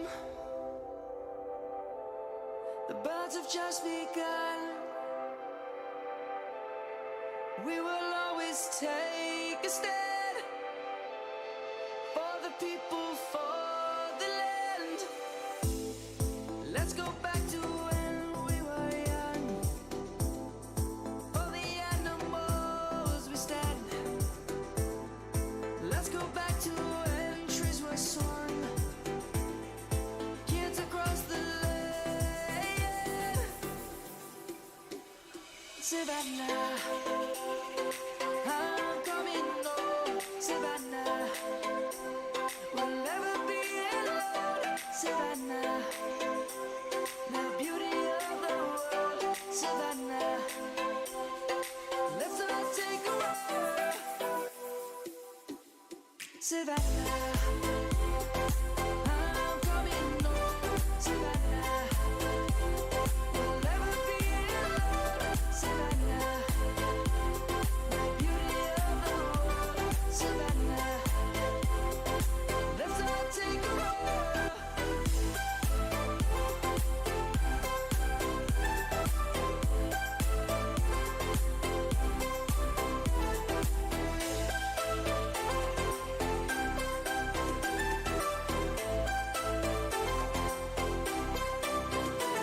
Savannah, I'm coming home. Savannah, we'll never be alone. Savannah.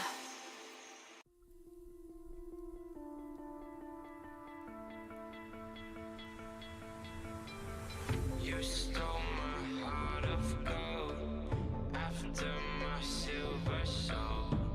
Can you dig any deeper now? I gave you all I own, put you on this golden road, but I'm a little stronger now. You cashed in on my promises. You know I'm too generous. Now I've learned to never help you out.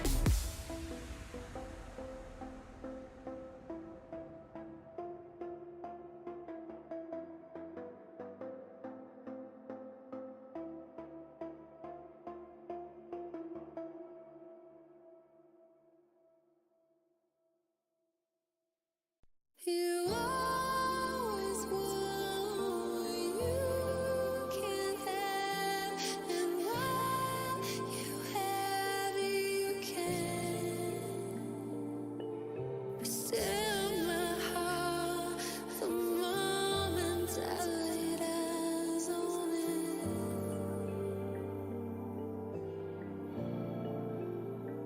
Well, how do you know how you will feel when everything changes? Where will I go? Where will you be? How will I know?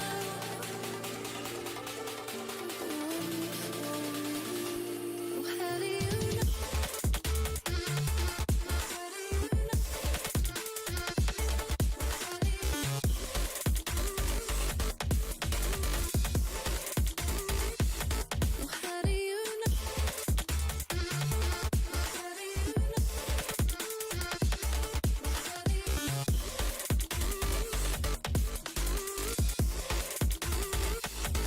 How do you know?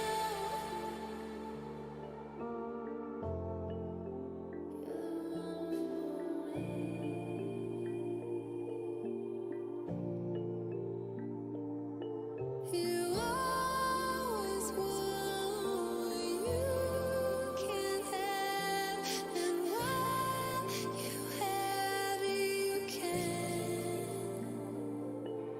Still, my heart, the moment I laid eyes on it.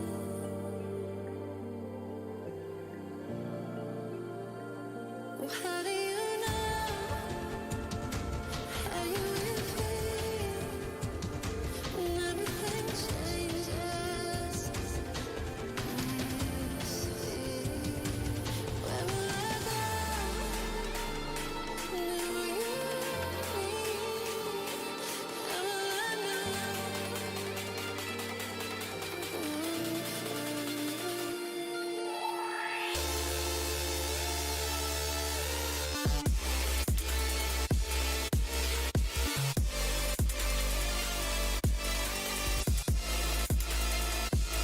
How do you know how you will feel when everything changes?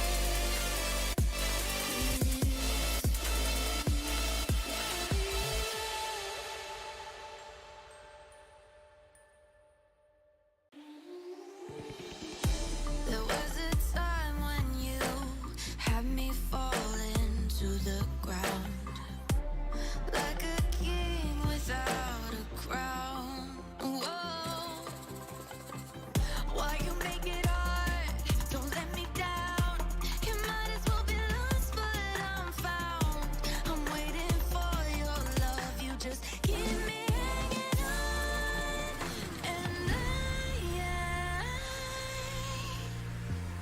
I deserve to stay, and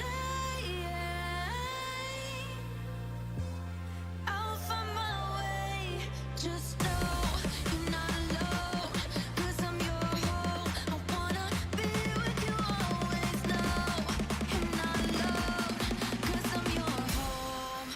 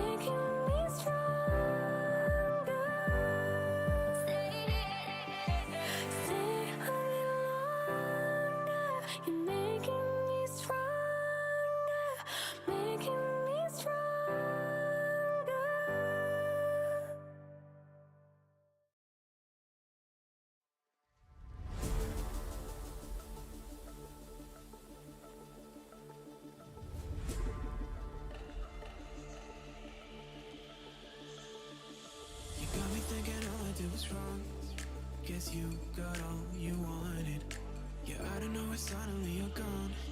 You'll never be forgotten. Pretending no one is to blame. Too late to reignite our flame.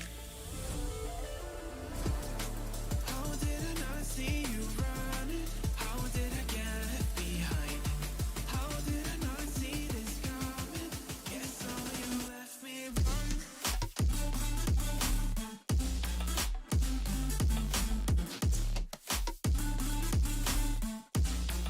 Guess all you left me wrong.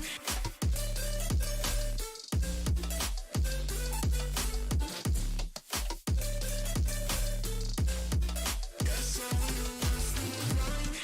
How did I not see you running? How did I get behind? How did I not see this coming? Guess all you left me blind. How did I not see you running?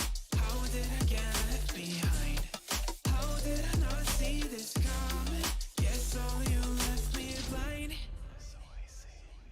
In retrospect, I could have paid attention. I could have tried harder, been smarter, deep water, I'd be drowned. I should have felt the tension. I overreacted and acted childish, impacted us all around. When you were pushing me away, I should have tried to give you space and get out of your way. How did I not see this coming? You leaving one day.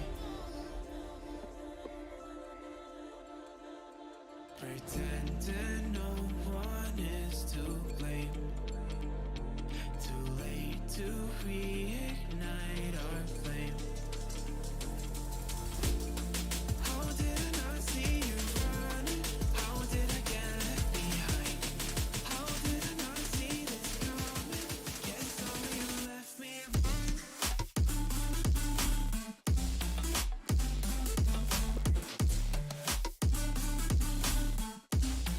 Guess all you left me wrong.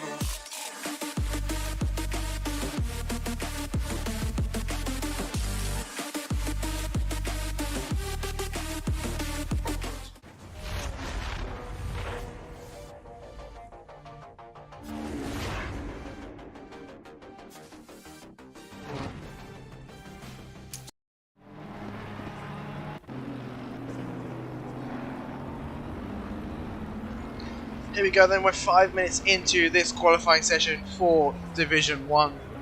And currently, Melvin sitting on provisional pole with a 133.249, and it's wet here in this qualifying session as well. The rain seems to be decreasing towards the end of this qualifying session. So we'll see if it does affect the drivers. I don't really think it will. Let's quickly change this camera angle. There we go. Yeah, I don't think it really will affect the drivers. The track will still will still remain wet. But the top 14 then within 2 seconds of each other. The gaps are usually going to be a bit bigger in the wet than they are in the dry. But still, SVW and Euphoric State yet to set any lap time coming round. Now, still in the second sector, but they'll be in the third within a few corners. And who's going to be the next car across the line? We've currently got the number 67 car of Kenny, currently sitting down in P14, and he rounds the final corner. Is it going to be an improvement here? And he crosses the line. It is. Oh, puts it into P2. Very good lap time there from Kenny. Just 5/10 off of provisional pole sitter Melvin. And Kenny's going to return it to the pits. Viper's going to round the final corner then. Is it going to be an improvement for Viper? And he'll cross the line, puts it into P11. It was an improvement, but he only moved up a few positions there. And we've got number 6 car. Who is that? That's SVW. He hasn't set a time just yet, but is it going to be a valid lap here for SVW? I think it is. Put it into P16. Manages to set a lap time. Euphoric State then crossing the line, puts it into P16, then SVW down into P17. So Euphoric State bumping him, dropping him down. The number 19 car, I believe that's Kingy, in P7, puts it into P2 there, 5/10 off. Look how close it is with P2, P3 and P4. All within a tenth of each other, those three. But Melvin on provisional pole, no one able to get that close to him just yet. We got the number 33 car of that's BST NNA coming across the line. Does improve, puts it into P12. And oh, I think that's Lely in the background as well, who's about to cross the line here. Still in P6, so not much of an improvement. Bubbles crosses the line, still in P13. Not the best qualifying session here so far for Bubbles, but I think he just needs to get a clean lap in. I believe he had a bit of an injury last time out of Suzuka, which stopped him from continuing the race. Didn't actually have long left in the race, but couldn't bear the pain anymore. So let's hope he's better for today. SVV Santos puts it into P2 with Hoshi in P3. Aston Martin once again proving to be one of the fastest cars in the wet here.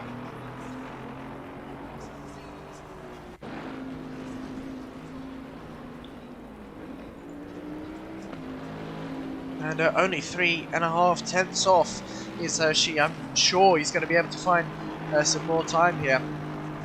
But Melvin returns to the pits and is back out once more. Euphoric State into the pits now. Deedee puts it up, I believe, into P16. Bubbles still in P15. And he's got Deedee just up ahead. He might actually have to abort his lap with Bubbles. Give himself some space here. But look how close it is at the top. The top 9 separated by 9 tenths here. And we've got the number 33 car now of BSC NNA coming across the line, and he puts it into P8. That puts the top 10 within 9 tenths of each other. I think Lely's just improved. Bubbles just improved there into P8. Lely into P9, just 6 tenths off. And surprising to see this many cars within a second of each other, even in the rain. The top 11, so more than half the field within a second of each other. Where is the next car that's going to cross the line? It's the number 89 car. That's Rocco in the Lexus. And no, looks like he's going to abort his lap and return it to the pit. So no improvement there for Rocco. He's got 4 minutes left in this qualifying session though, so still some time to improve. Viper then around the final corner. Is he going to improve? He's 1.4 seconds off at the moment, and he across the line. He does put it into P11, still 8 tenths off, but now that puts the top 12 within a second of each other. Hoshi into the pits, Kingy into P3. So Kingy on the second row now, just 2.5 tenths off. We've got the number 88 car, Oliarsar, coming through the final corner. What's it going to be? Looks like it may be a good improvement here for Oliarsar. And no, it's not actually. He took the shortest line to... Oh, and he's lost the car there into turn 1. He took the shortest distance to the line. So I assumed he would have been on a good lap, but Kenny puts it into P5. Matching lap times there with Hoshi. They're both 0.288 seconds off. And that looks like it was Miss Santos into P2. This qualifying session is so close. Miss Santos puts it into P2, then 1.5 tenths. No, he puts it into P1, sorry. Miss Santos crosses the line just then. 132.628, 5 tenths quicker than Melvin in P2. Unbelievable there from Miss Santos, the AMG. Working wonders for him in the wet. And now we've got the number 10 car of Viper. 1.3 seconds off. He was within a second of the provisional pole time, but now that Miss Santos has set that time, he's been bumped down a bit. Viper is going to cross the line. Is it going to be an improvement? Yes, it is. Puts it into P8, back within a second of Miss Santos. Now we've got the number 1 car. That's Melvin there, about to cross the line now. Can he regain pole position? No, he can't. He does improve, but it's not enough. Deedee in the background there in the McLaren, crossing the line, still 1.5 seconds off. Not a lot of time in this qualifying session. Left, just 2 minutes to go. And now we've got the number 67 car of Kenny across the line. No improvement there for Kenny, still matching lap times with Hoshi.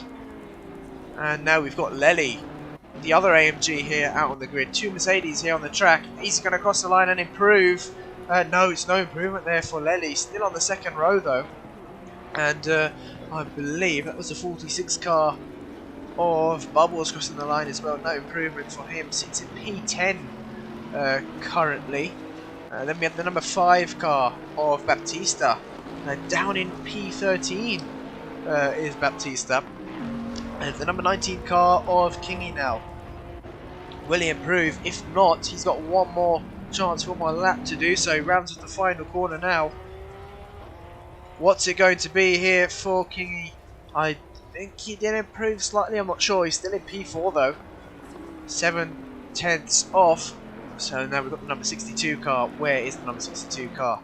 There we go. Tayson Tom in the Ferrari. Across the line. Oh, he puts it into P3. Very good improvement there from Tayson Tom. 5 tenths off of Miss Santos though. So still a bit of time to find in that lap.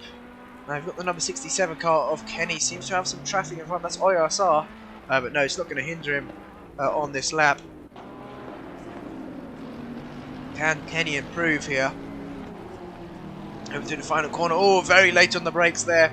And I don't think it's going to be an improvement for Kenny. He still has one more chance though. He's crossing the line in time. So this will be his last chance to improve. Rocco and SVW into the pit, so they don't think they can improve. That's their qualifying session over. The number 25 car then. Do we have a 25 car? Yeah, oh yes, of course. It's Miss Santos on provisional pole. Is he going to improve? Crosses the line. No improvement there for Miss Santos. The 154 car, new driver here to the SimZone kart mark. He's going to cross the line for the final time. Puts it into P4. There we go. Very good improvement from Kartmark. And proving why he should be in Division 1. DasStopsChild obviously not able to attend the round, so he was removed from the championship, and Kartmark replaced him there. Definitely deserving to be in Division 1 here. So the next car across the line is your championship, or the last season's championship winner, Melvin. That's why he's running number 1 here on his car. Very wide through the final corner. I don't think it's going to be an improvement here for Melvin. He's going to cross the line. Yeah, no improvement there for Melbourne. The next car is going to be Deedee, who bumps it up into P11. There we go. Within a second now is Deedee. That's his qualifying session over. Hoshi into P2 as he crosses the line. Just a 10th off of Mizantos there. And the Aston Martin very, very good in the wet. This is going to be a good round here if the race can be wet for Hoshi. But Lely coming up towards the final corner. What's it going to be here for Lely? Nearly 7/10 off. He exits the final corner now. And he's taking a very short distance. Oh, Lely put it onto pole position at 1:32.565. Just 600ths quicker than Mizantos. He was cutting it close there, but he made it count. Did Lely. And a pole there for the Mercedes number 9 driver. So Lely taking pole position, Mizantos in P2, Hoshi in P3, and that's your top 3 there for this qualifying session. The top 13 separated by a second, top 14 even separated by a second. So there we go. We'll be back very shortly for the race. Make sure to stay tuned. This is going to be very, very interesting.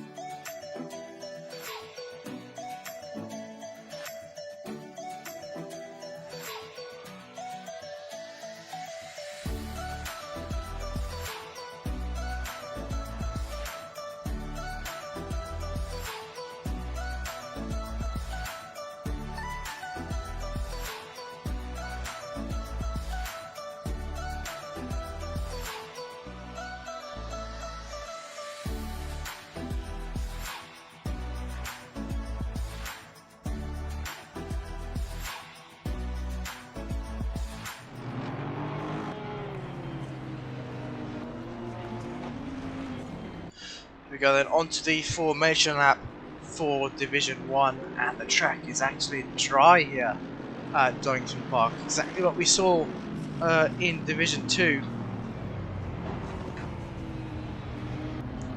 But with Division 1 being an hour race, there's still a chance of rain. The weather could easily change towards the end, or even halfway into this race.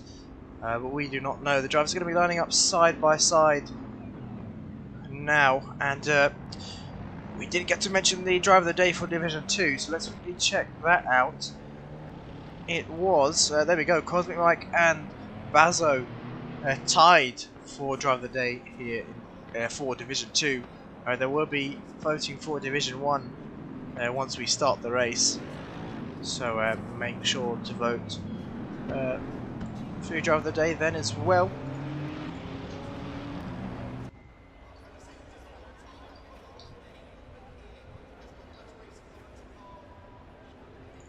Here we go, getting ready for the race start, and we are green. Lely off to a good start here.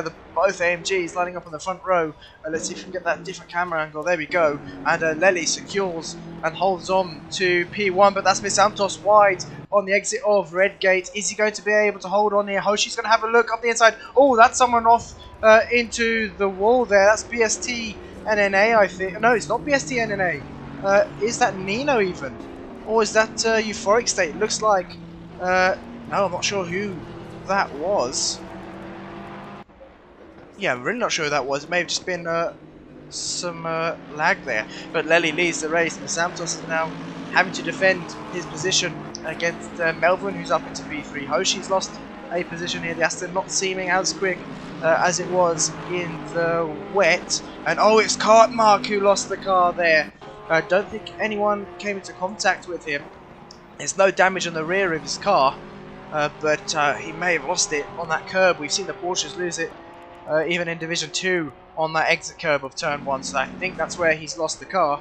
And Melvin having a look up the inside there through Melbourne Hib, and he's got the job done. Miss Santos losing P2 then. Miss Santos down into P3. Hoshi still strong in P4. Nino looking for a move up the inside through the final hairpin here, but he's had to back out there. And Hoshi holds on. Tayson Tom very close behind. Bubbles up into P7. Kingy in P8. The Bentleys don't seem to be liking Donington Park here, so this may just be an off round for the Bentleys here. Kenny there in P9. These top line have slightly broken away from the rest of the field then. Let's see Ollie RSR in P10, just a bit further back, and that's BST down the inside of Deedee into Turn 1. Deedee with a slight mistake there, and BST capitalising on that. Great move into Turn 1. But I'm sure Deedee's going to be fighting back hard to get this position off of him. Baptista down in P13, so yeah, definitely the Bentleys not liking Donington at all. We saw Baptista fighting for podium positions at rounds 1 and 2. But he's having a look up the inside there of Deedee. Oh, he's got a bit sideways, did Baptista. And had to back out of that, but back to the race lead. Looks like Melvin's got the race lead here off of Lely. So Lely not able to hold on.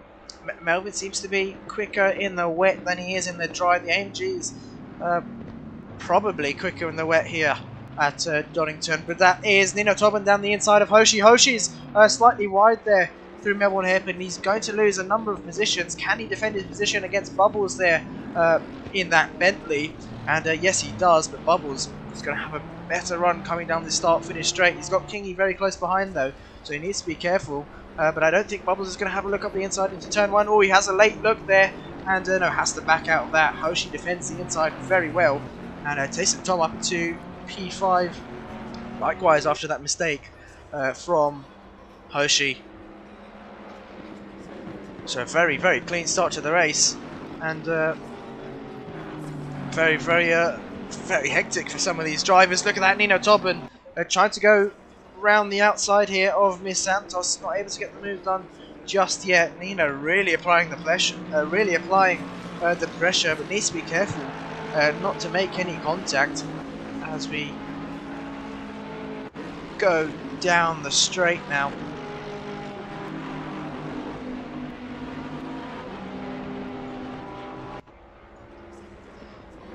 After exiting copies, we're coming down the straight to the S's, and Nino Tobin gaining a...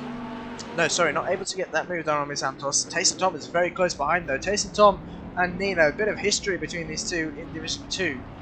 Nothing bad at all, but they've been battling in Division 2, and now they're both here in Division 1 on the track next to each other. Both these two very, very similar in pace. So we're going to see some good battles going on throughout this race between the two. And actually, I don't think there's going to be any rain for this race. The sun's coming out now. So, as you can see on the forecast on the top right-hand corner of the screen, we've got a bit of sun there next to the clouds. So I don't think there's going to be any rain in this race unless we get some passing clouds that bring along some rain with them. I think it may be dry with an optimum track. Some of these drivers would be hoping for that. I think Hoshi would be hoping that it would have been wet. The Aston absolutely loves the wet here. And go back to the battle for the race lead. Melvin holding on here to P1, but can't rule out Lely in P2. Just 5/10 separating these two drivers, the top two. And it's going to be quite a difficult race, I think, for the both of these two. But they're going to want to break away from the pack behind them before they start battling too hard. As they will really lose some time to the pack behind them. Looking down in P7, the three Bentleys, or three of the four Bentleys even. Bubbles, Kingy and Oriasa battling out here, and that's Hoshi having to defend his position. Oh no, having a look on the inside of Taysom Tom into the Melbourne hairpin. They're going to be side by side. I think Hoshi's going to have that position.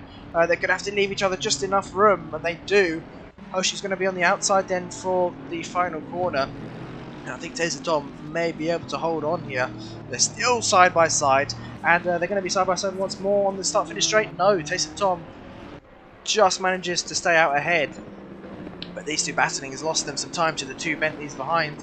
Bubbles and Kingy. Look how close they are. Koshi's going to have to be careful here. He's going to defend the inside, coming down towards the crane of curves here. Almost forgot the corner name.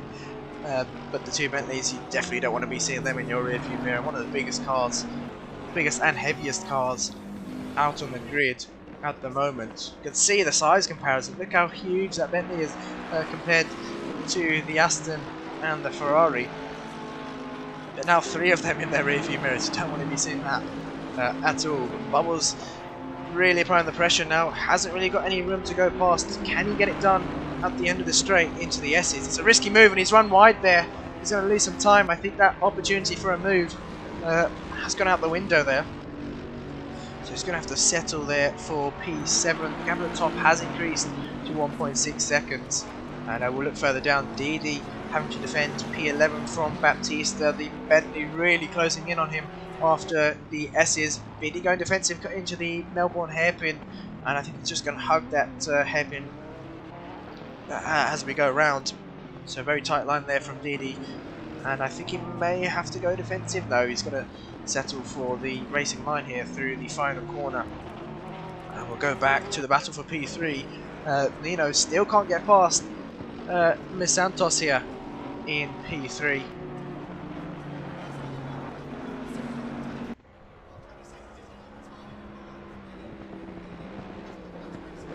So struggling to get past him. Let's look further down the field. Looks like Kenny's lost a number of positions. He hasn't got any damage on the car. So maybe wasn't suited to these dry conditions. I know he was saying he's much more prepared for the wet. And yeah, his car seems to be in perfect condition there. And he's now battling full position with Euphoric State. A big slide on the exit of Old Hairpin. And we've seen these two, Euphoric State and Kenny, battle it out even in previous seasons. So well matched on pace, these two. But down to the battle for P5. Taysom Tom's off the track there. Must have got some oversteer. We've seen some cars taking a bit too much curb on the inside and losing the back end. But look at that, he's lost 3-4 positions. Even more than that, actually. And he's down into P12 now. So just one mistake. And he was battling with Hoshi for P5. And now he's all the way down into P12. So yeah, it just shows how important it is to be consistent, not make any mistakes. With the field being that close to each other, one mistake can lose you 6-7 positions even. And Cartmark, good to see, making some progress after his mistake on lap 1. And his car seems to be perfectly fine, so I think it definitely was... Oh, he may have even caught the back of someone. You can see some damage on the front end. Actually, no, that was him hitting the wall, one of the barriers. So yeah, I think he did just lose the car on his own. But he's making some progress very early on into this race still, and still another 10 minutes left to go before the pit window opens. And there's been contact there, I think, with Nino and Santos. Yes, there has. Nino waiting to return position him. Santos struggling to get the car back on track, needs to be very careful there, and almost makes contact with I believe that's BSTNNA, but Nino waiting, doesn't have to, but I still think that's going to be a penalty if Santos puts that into the stewards. But Nino, we saw, was being quite aggressive early on, and has made some contact there with Santos, but still respect to return that position, even though you don't have to now in this season. The rules have changed. It's up to the affected driver to report the incident, but these two are going to have to work their way back up the field. They're down in P12 and P13. They were running in P3 and P4. So one slight mistake, one bit of contact between the two has dropped them all the way down the order. Now we've got Hoshi and Bubbles still battling out for position. Looks like Kingy's lost a place to Oli Arsar. So Oli into P5, Kingy down into P6. Bubbles not able to get past Hoshi though. Hoshi doing a really good job so far at holding on to this final podium position. In terms of the championship, Hoshi is currently in P11, and he's had a P13 and a P7 finish so far. So if he can hold on to P3, this will be his best ever race finish in Division 1.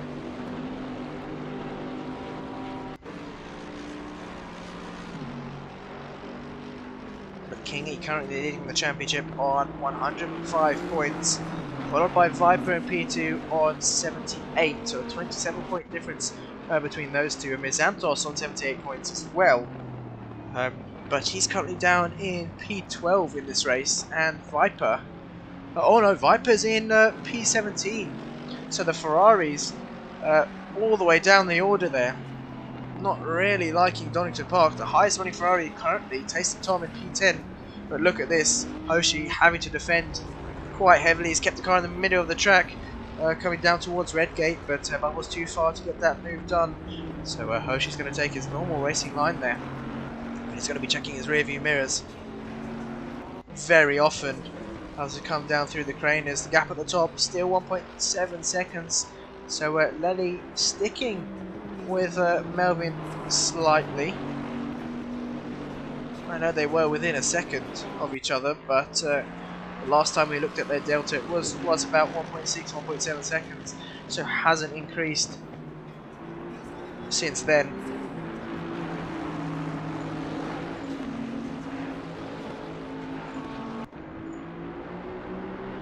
We've got the laser camera in the comments showing support for Kenny, saying he loves Donington, such a great track.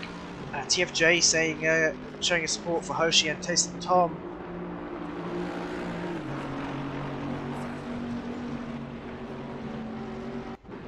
And Hoshi still holding on very well here for P3. Let's see if we can bring up some drivers on boards. And was that someone wide? No, I thought that was all I saw going off the track there, but no, he seems to be perfectly okay. STNNA has got Baptista quite close behind him, but like I said earlier, the Bentleys struggling a lot here at Donington Park. They're not running as high up as we saw them in previous rounds. We saw, especially in round 1, the Bentleys taking P1 and P2, if I'm not mistaken.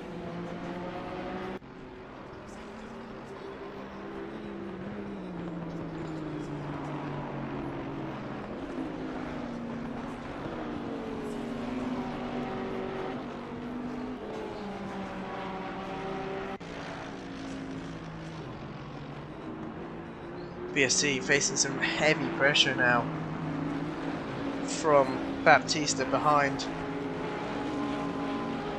But Baptista seems to have the closing speed on BST, just can't get past here. Donington, not the easiest of circuits to get past, to overtake on. As we come down towards the S's, that's Tayson Tom in the background. He's going to have to defend position against Cartmark here, coming through the S's now.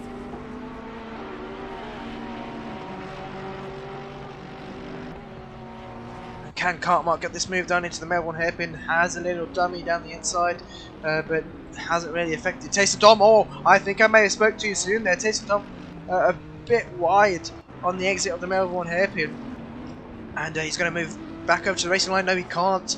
Cartmark is there, and he's going to try go for the undercut, the switchback into the final corner, but it hasn't worked, and the Porsche's just going to have to sit behind there into Redgate. And a mistake from Tayson Tom wide on the exit of Redgate, and Cartmark up into P9 now after that mistake he had on lap 1. He's really gaining some positions. A top 10 here for Cartmark so far. And now he continues. But Tayson Tom's not going to let that one go so easily. He's going to try and stick with Cartmark here, but they have to be careful. Miss Santos close behind. Nino Tobbins dropped back after that contact with Miss Santos, and he's lost a position to what it seems to be. He's made a mistake actually. He's down in P15. That's Euphoric State just up ahead of him. So two Porsches now battling out for position on track, with Kenny just behind in the Ferrari. Yeah, the Ferrari's really struggling. Viper there in P17 doesn't have any damage on his car, but I think it's just the conditions maybe that have thrown some people off. Maybe expecting it to be wet, although it's not exactly a Ferrari track, is Donington. As you can see, the Ferrari's all the way down the grid there. Tayson Tom, like I said earlier, the highest leading Ferraris. The Porsches, though, are very quick at Donington. BST NNA running in P6 at the moment. Very respectable condition. Cartmark in P9 making his way back through the field. But let's look down to this battle for P7. Looks like Bubbles has made a mistake somewhere. He's now having to hold off Baptista in P8. These two are going to be fighting it out. Two Bentleys. Can Baptista get past? I don't think he can. He's going to try and hold on here, is Bubbles. And Baptista having a look there down the inside of Coppius, but no, I had to back out of that. That would have ended badly for the both of them. These two battling, look at that. Has brought, I think that's BST. No, that's not BST, sorry. That's brought Cartmark and Tayson Tom and Miss Santos into this battle. So we've got 1, 2, 3, 4, 5 cars battling out for P7 now. And Bubbles having to defend this position. Is he going to go defensive down towards the final one? No, he's not. He's going to take the racing line here. And you can see Baptista with a slightly later apex. Oh, made a bit of a mistake there. Possibly some understeer even for Baptista. As we come through turn 1 now. Ollie Arsar actually is on the back of Hoshi. Can Ollie get past? We saw Bubbles and Kingy struggling to get past earlier on. Hoshi doing a good defensive drive so far, and I think most of his race here today is going to be defending. But can he do it for another 40 minutes? He's going to be feeling the pressure at some point, and Ollie might be the one to get past Hoshi here.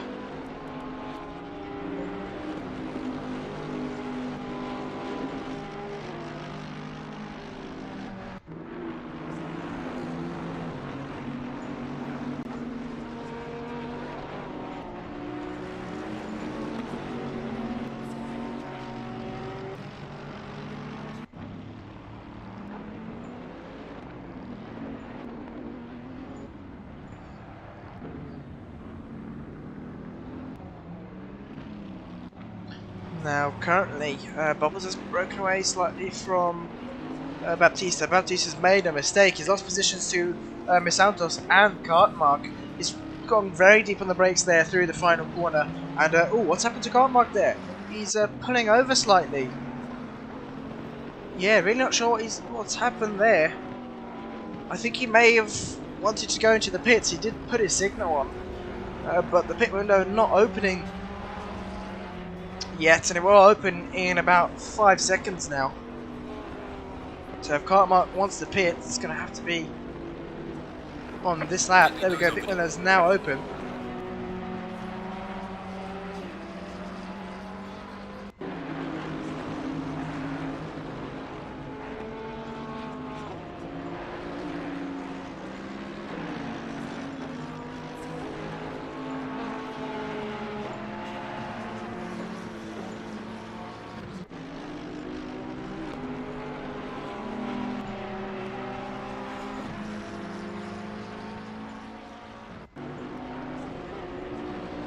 And it looks like Rocco's made a mistake as well, but look at this, Cartmark and Tessa Tom side by side, up towards the S's. Cartmark holding on to position here, whereas Santos and Baptista just up ahead there. Both SVB drivers running the same colours on their livery as well.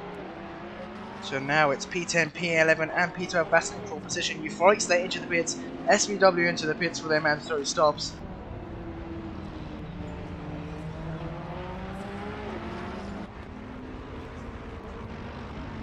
And likewise, oh look at this, that is Cartmark and Baptista following each other into the pits, very very close between the two upon pit entry.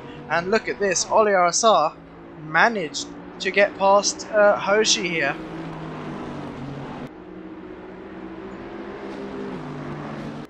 So if anyone was the one to do it, it would have been Oli Arasar, and he has done it there. So Hoshi down into P4. Kingy hasn't been able to get past though, but he's up into P5 already. And the Bentley's slowly climbing the order now.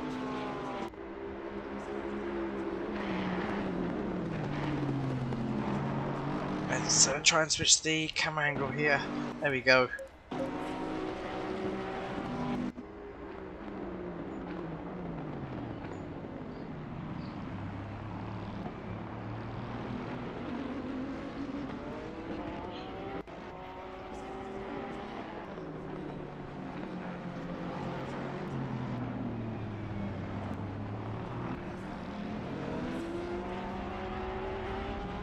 Jan saying Hoshi has to build a wall. Unfortunately, it hasn't worked out for him, but he's got another Bentley behind him where he may have to defend soon. And they're looking at the battle for P11. Kenny has Rocco very close behind him, so these two continuing out on track. Neither of them pitting just yet. Tayson Tom now into the pits. I think he may have some damage on that Ferrari after having a bit of an off earlier on, but we stick to this battle between Oli Arasar, Hoshi and Kingy. Battle for P3, and it looks like Melvin has made a mistake somewhere. The gap between the top two was 4 seconds the last time I checked, and it's now down to 2 seconds. So Melvin making some mistakes here, which you don't usually see, but Lely, being the more consistent one so far this race, is closing in the gap now. And it's definitely not over yet between these two. Melvin's not going to run away with the race lead. Looking back down to the battle for P3 once again. Those two still very very close. Let's bring up the full onboard here. That's Rocco on the right hand corner of your screen. As you can see there, Kenny just 6/10 up the road. And that is Kingy into the pits for his mandatory stop. Nino Tobin also into the pits. So that relieves some pressure off of Hoshi. But Hoshi not able to keep up with Oli Arasar just up ahead. Yaston still a very good car here at Donington. Just not able to have the pace in the dry as he was able to have in the wet. And the gap between the top two is really coming down. It's now down to 1.3 seconds. Are the tyres on the Lexus starting to wear off? Has Melvin been driving or overdriving the car at the start of this race? It's coming back to Lely now. The gap's within a second. Has Lely managed the tyres more than Melvin has? Or has Melvin started on a used set of dries here? And I don't think he would have been. I think they will have 2 fresh sets of dries because they'd be using the wet set in qualifying. So it's definitely the tyres here that are going for the Lexus. And he may even find himself having to pit now. No, he continues out on track.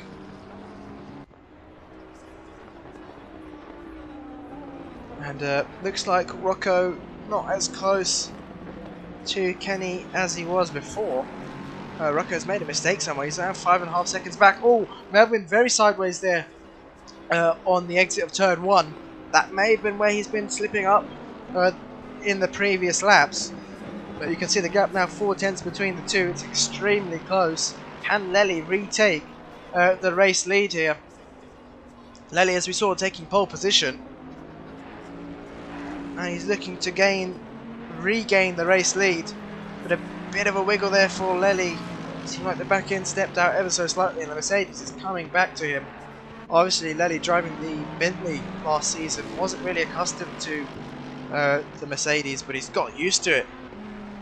After hours of practice, SVW, they're just moving over to let the race leaders pass. Both drivers, SVW and Lely and Melvin, are on different strategies. So SVW has already pitted, these two haven't.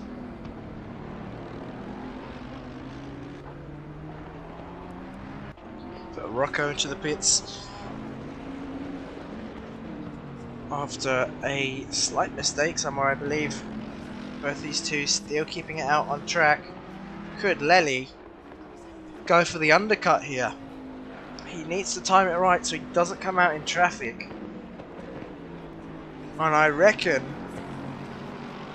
if he gives it a few more laps, he may be okay in terms of traffic.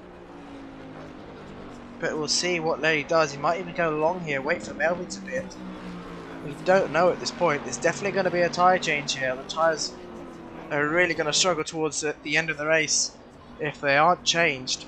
But looking down at the battle between Santos and Kenny, the AMG Mercedes there of Santos seems to be struggling now. Kenny's reeling him in. Can he get moving on into turn 1? Looks like Santos a bit early on the brakes there. Kenny almost, as we saw, almost tagging the back of him.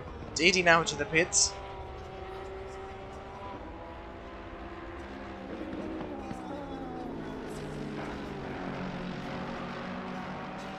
And Santos just kicking a bit of the dirt up into the air there on the exit of Old Hairpin.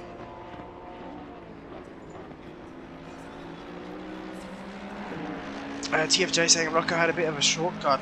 So that's what happened to him. So Deedee, where has he come out? He's off the limiter there and he's behind Baptista. Is anyone else near him? No, so it's him and Baptista to fight it out on track. But Baptista a few seconds up the road there. Melvin and Oliveros are into the pits at the exact same time. Lely's going to keep it out for long though. This could really help him here. He's going to be lighter on fuel when he changes tyres towards the end of the race. Or when he pits, sorry. He's still got 11 minutes left of this pit window. And I think Lely may be able to take the race lead here. He's got really good pace even on a worn set of tyres. And we're almost halfway into this race. Tyres can easily last half an hour. And now Lely, I think, has to go for it. He's going to have to push to get some good lap times in. They're going to count. They're going to be very important here. He's into clean air. And let's get rid of this camera angle. There we go. But he's into clean air. He can put the burners on. and try and go for this overcut on Melvin. Melvin's come out in P6 in some clean air as well. He'll be on a fresh set of tyres, but being on heavier fuel than Lely, these tyres, it's going to be quite difficult. They might start dropping off towards the end of the race, and we know the Lexus really bad on tyre wear. It completely shreds the tyres, and it doesn't help if your driving style is aggressive as well, and I think Melvin is quite aggressive in terms of his driving style, We are halfway through. in terms of steering inputs, so it's not going to help those front tyres. Hoshi now into the pits. Let's see where he comes out. We saw Oli Arsar in front of Hoshi, and Kingy wasn't able to get past Hoshi before the pit stops, but it could be different here. Where is Kingy out on track? Coming through the S's now, down towards Melbourne hairpin. Hoshi still in the pits. Oh, I didn't want to spectate him in the pits. The camera angle is going to change now. We're going to have to change it back. Oops. There we go. So Kingy up towards the final corner. Hoshi's hasn't served his mandatory pit stop yet. There we go. The box has gone green. That means he's got going. And I think Kingy maybe will have this position. It's going to be very close on exit. Hoshi on the exit there. And yeah, Kingy's got the job done. So an undercut there from Kingy has worked wonders for him. And he goes up into P6. Hoshi losing that position in the battle of the pit stops.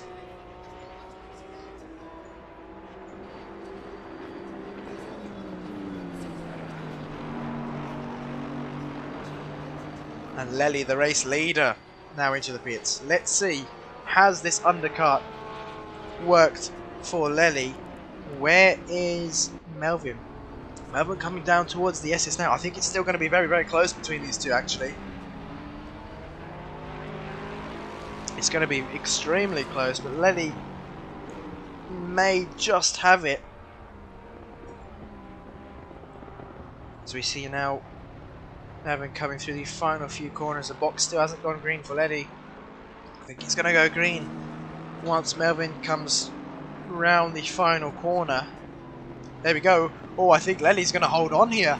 He's got going in the pit lane already. When's he going to be off the limiter? We're going to see here. It's going to be extremely close. I think Melvin may have it. No, Melvin's going to have it there. Lely's still not able to get past. The overcut hasn't worked. And now it's going to have to be done on track. But Lely's going to have fresher tyres. He's going to be lighter fuel here. So I think Lely's going to have to play the long game and wait for the tyres on that Lexus to drop off, because I'm sure they will do towards the end of this race, especially with the track temp being 28 degrees. But looking down the grid, we've got Rocco within a second, oh, just over a second to Taste and Tom. Looks like Taste and Tom has repaired the damage on his car. I know it wasn't much, but it would have cost him some time in the pit stops, maybe 2 or 3 seconds even. And BSTNNA now into the pits, with Santos and Bubbles still yet to serve their mandatory stop.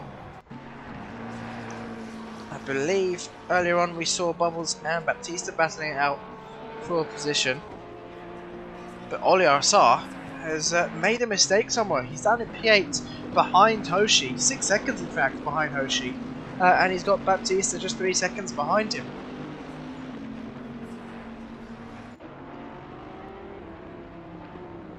So Oli Arsar definitely making a mistake somewhere.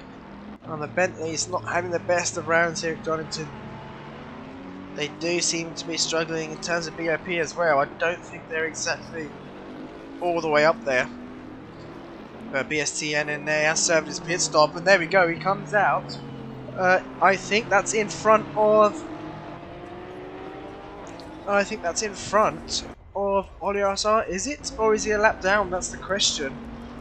We'll see when it updates. BSTNNA, yeah, in front of Oli Arsar, and I believe that was Euphoric State, just moving out the way there.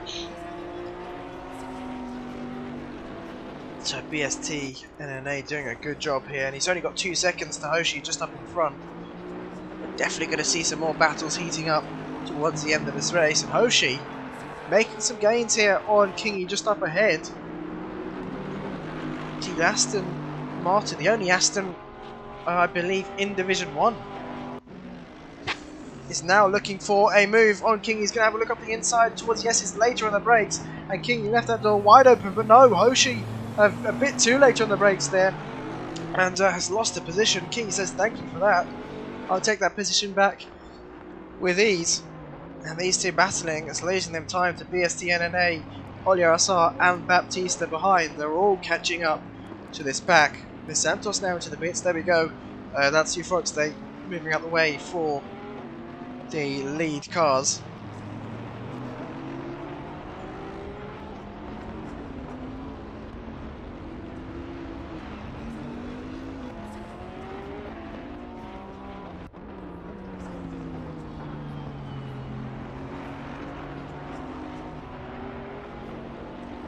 But a very good job done from the back markers as well. They haven't really given anyone any trouble. But where is Miss Santos? Dropping right down the order then. Still hasn't served his mandatory stop. There we go, the box has gone green. Where has he come out? Let's see. Bubbles the race leader, the provisional race leader, into the pits. Santos, there we go. Oh, it's going to be close with Viper here. Can Viper get the move down into turn 1? No, he's had to hold back. And Miss Santos just about holds on there to what will be P13. Yeah, it's updated for us already. And the pit window is going to close in a few minutes now, but no one has to worry about that. Everyone has served their mandatory pit stop here. Look at this battle, Kingy and Hoshi. Oh, Hoshi down the inside of Kingy there into the Melbourne hairpin. Can BST NNA follow through? They're going to be side by side up towards the final corner. And Kingy's going to have the inside there. I think BST is going to have to back out. Kingy's left him some room. And yes, BST's had to back out of that, but Kingy's going to move over to the racing line. And you can see there Bubbles just in the background exiting the pits, and he's still ahead of Baptista there after the pit stops, but Baptista's closed in quite a lot here. We saw Baptista drop down the order after a mistake, but he's now onto the back of Bubbles once again. Can these two work together to catch up the pack in front? They're only about 3.5 seconds to these three, Kingy, BST and Oliar Assar. Oh, and sorry, no, yes, that's correct. No, there are 4 drivers, sorry. That's Hoshi, Kingy, BST and Oliar Assar. So 4 drivers battling out for the final podium position here. And with just 22 minutes left to go, let's hope they can keep this battle going towards the end.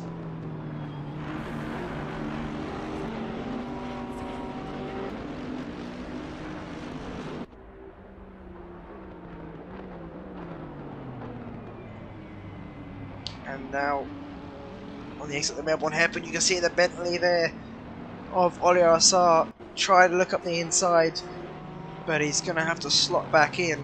These 4 definitely losing time to Bubbles and Baptista just behind. The gap's going to be sub 3 seconds, I think, once they cross the line there. Let's see, yep, 2.8 seconds is the gap between Bubbles and Oliar Assar, so they're really catching them at a rate of knots here. And looking at the top 2, they are being separated by 4 seconds now. So I'm not sure if Lely is struggling in this second stint. Maybe with a balance of the car as a fuel load is depleted. But that's Oliar Assar side by side with BST NNA. He's going to try around the outside. Can he get the move done? No, he's going to have to slot back in there. SVW into the pits once more. What's happened here for SVW? Could it be damage? Let's see, let's have a look at his car. No, doesn't seem to be damage at all for SVW, so I'm not sure what's happened to him. We may have even repaired it now. We don't know.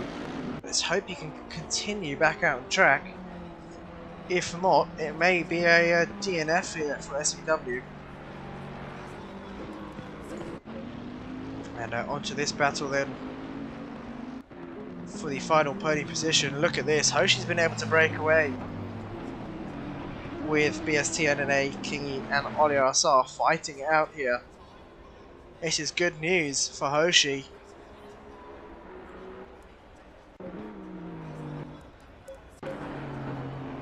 Very good news for Hoshi. He's going to try and pull away now as much as he can from this pack behind him.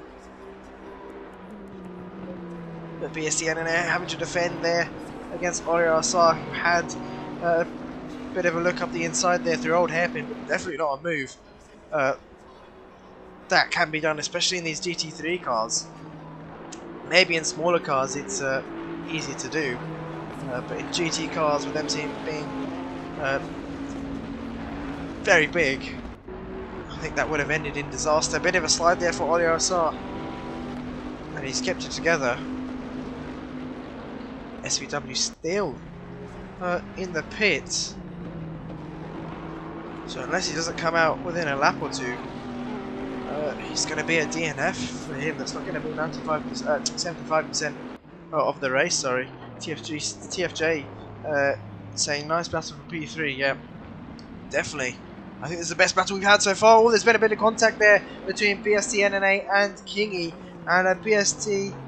Is he going to hold? Is he going to get this move done into the final corner? Yes, he is. Was there contact between the two, or was it a bit of oversteer for Kingy? I'm not sure, but look at this. Bubbles now side by side with OliRSR. He's going to have the inside coming down into turn 1, and I think Bubbles is going to be able to hold on there. Yes, he does. Can he get Kingy coming down through the craners? No, Kingy pulls over to the inside there just to defend that corner, but Bubbles trying to go the long way around through the craners. He's not going to get that done. Can he get it through the old hairpin?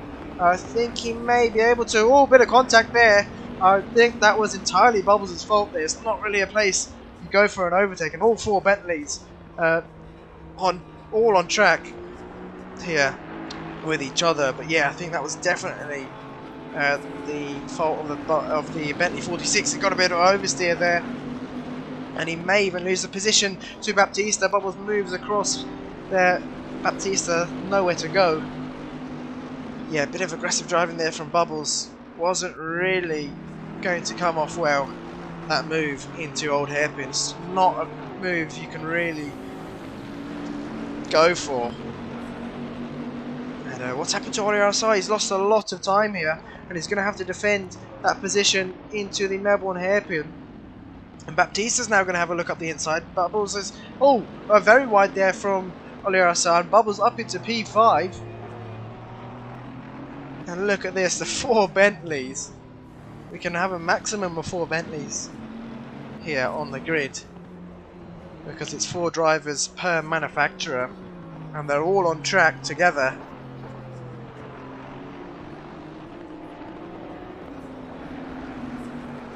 But it just shows that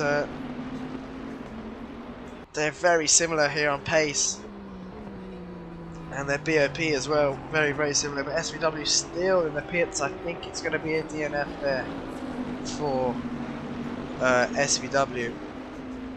So no points for him this round, unless he can go back out within the next lap or so. He's only got 16 minutes left to go, so he could still pick up some points here. And let's have a look at the standings actually. Just let's see where SVW finished the last few rounds. So SVW the last few rounds, P9 and P14. So yeah, this could be factored into his drop round this race. It's DNF. But obviously SVW DNFing again is not going to help with his score. We've actually got SVW in the comments saying not his day today. Seems like the Ferraris have been struggling at Donington. It's not a Ferrari track at all.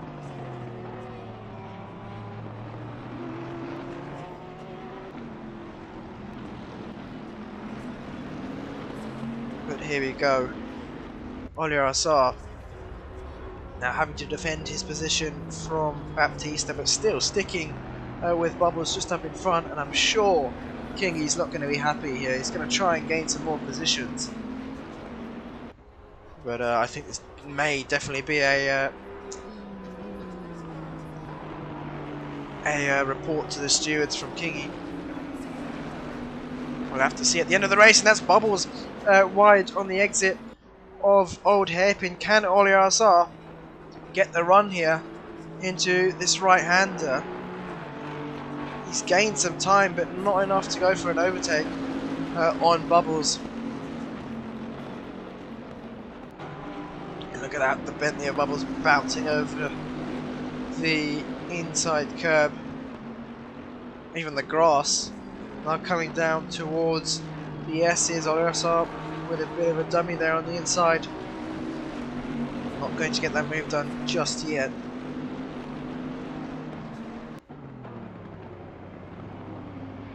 And Bubbles under some serious pressure now.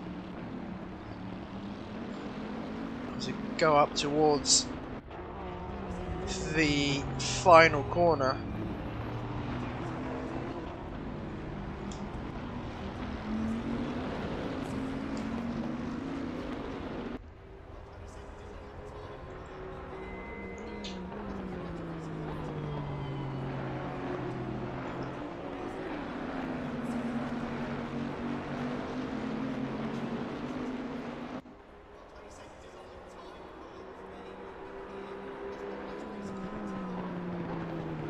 Here we go, the full Bentley's still battling out track. Kingy's actually dropping back to these three just up in front. I think he's lost a bit of the slipstream as well, so he's going to be out of that range.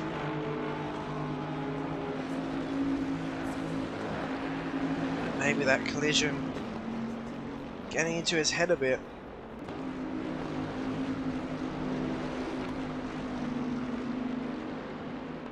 So we now go down towards the S's. Let's go back here on with Baptista. Let's see if we can actually go on board with Baptista. I know he's a bit far back. Actually, he's not too far back. You see Kingy now closing back in on these three. So let's go on board with Baptista. Oops, that wasn't meant to happen. There we go.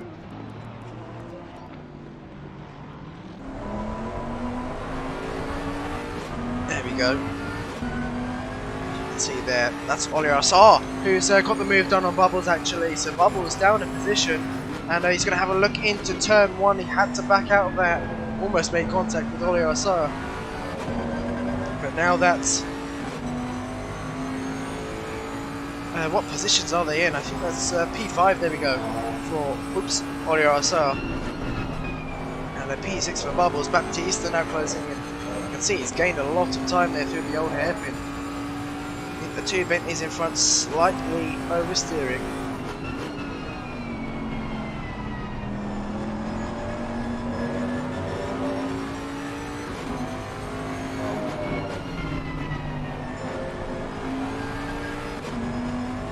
And oh, a big slide there for Bubbles.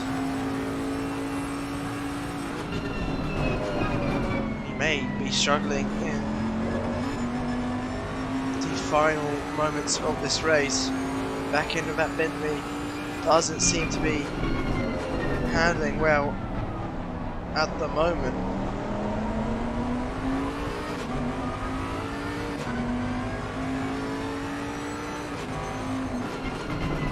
Now look at this. These four Bentleys catching up to the two drivers in front. That is Hoshi and BSTNNA. So this is going to be a 6-car battle for the final podium position here. I don't think we've ever seen this this late on into the race. We usually see this at the start of the race, but 6 cars battling for the final podium position here. P3 with just 10 minutes left to go. This could end in tears for some of these drivers. Let's see what happens here. They are definitely closing in on Hoshi and BSTNNA just in front. And I think this battle has already commenced. These 6 drivers now, all battling for P3, and now looking at the top 2, gaps coming down. So the Lexus struggling on tyre wear once again, and Lely managing to close that gap. But so many battles going on. And if you haven't done so already, make sure to vote for your driver of the day.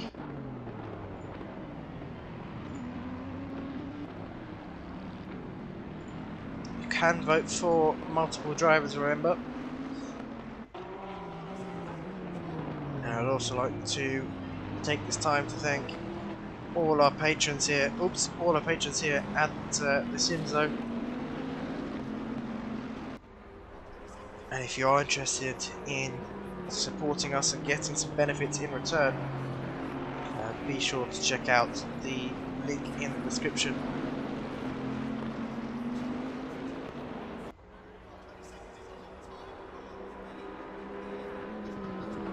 And the gap between the top 2 now down to 1.7 seconds, or back up to 2 seconds actually. But Melvin and the Lexus really struggling towards the end of this race. Baptista in P7, Bubbles still can't get back past RSR. BST NNA still on the back of Hoshi. SVW back out on track, that's good to see. So he may be picking up some points here for this race. Though he is 8 laps down, may still be okay, we have to see.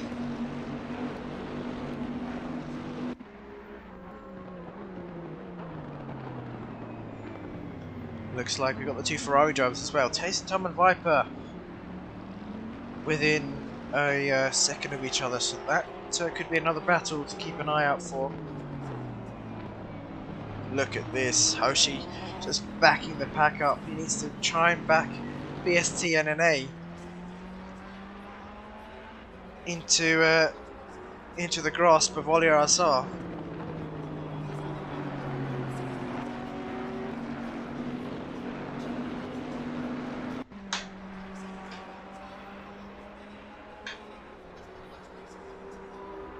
The gap at the top still 2.2 seconds.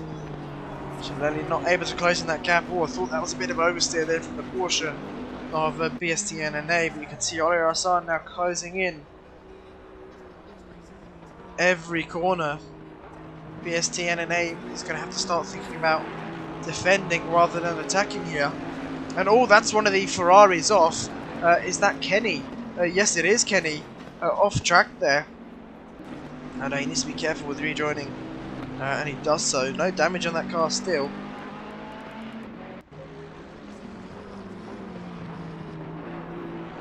But back on board with BST NNA. Let's see if we can get a rear view wing cam here. There we go. And Oli RSR now thinking about defending as well. He's having to hold off Bubbles. But Baptista's still very, very close behind. So Bubbles can't really go for a move here. And if he does, maybe in a position that won't favour him. See Oli RSR going very defensive into turn 1. Moves back over to the racing line there. He's trying to break the slipstream. Coming down to turn 1, just not going to do much. It's not going to have much of an effect, especially with it being such a short start-finish straight.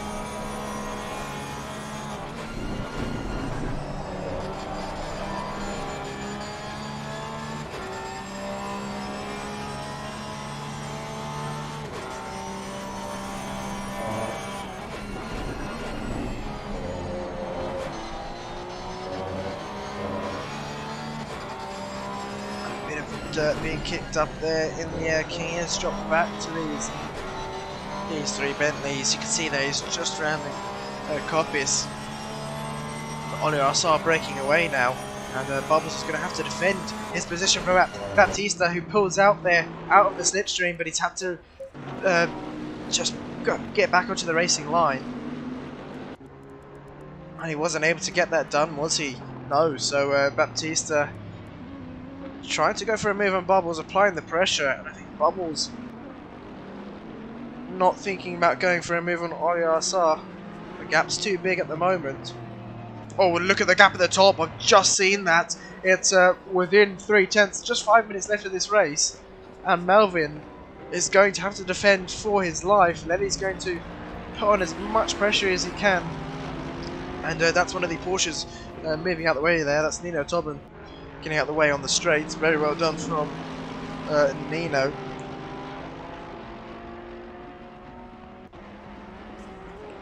And Lenny now. He's going to need everything. Need to give it everything to get past Melvin here. Runs slightly wide in the exit of the S's. Melvin going very defensive there. Is that going to favour Lely though? I'm not sure. He hasn't really gained any time by doing so. Nino's just going to have to sit behind these two.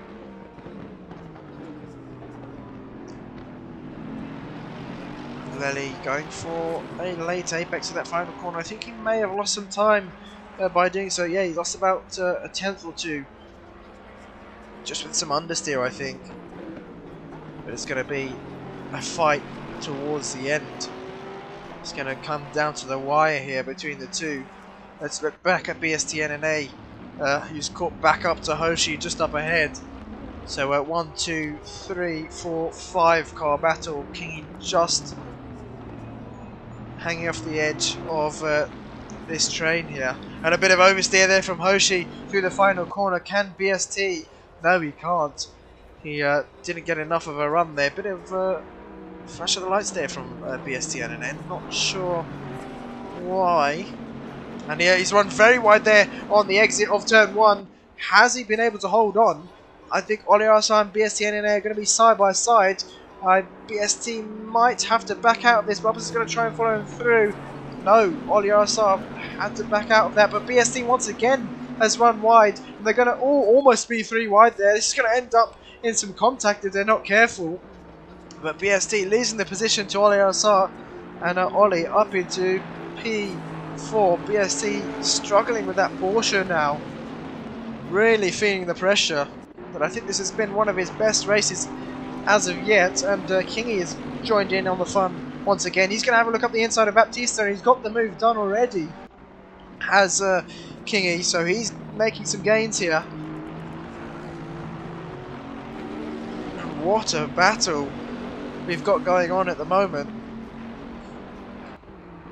TFJ showing his support for Hoshi, wanting him to hold on to that final podium spot here. He's in a good position at the moment, but he's got Oli RSR who managed to get past him earlier, now behind him. There's no car separating those two. Kingy here having a look up the inside of Bubbles. Oh, there's contact between the two, and Bubbles getting spun out as a result. Looked like he was very slow through the final corner. Yeah, not sure what happened there between the two. But a bit of a domino effect there, I think. I think Baptista may have even hit Kingy just up ahead. SVW back into the pits then. So I'm not sure if it's going to be points for SVW. He doesn't seem to have any damage on the car. May even be fuel. But here we go, back to the race lead. You can see that Nino Tobin having to just sit behind and not get involved with this battle.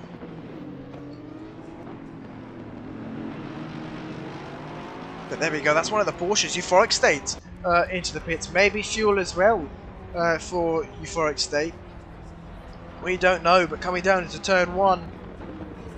Melvin now leading the race. We are, I believe, on the final lap here. Lely has got this last chance to get a move done.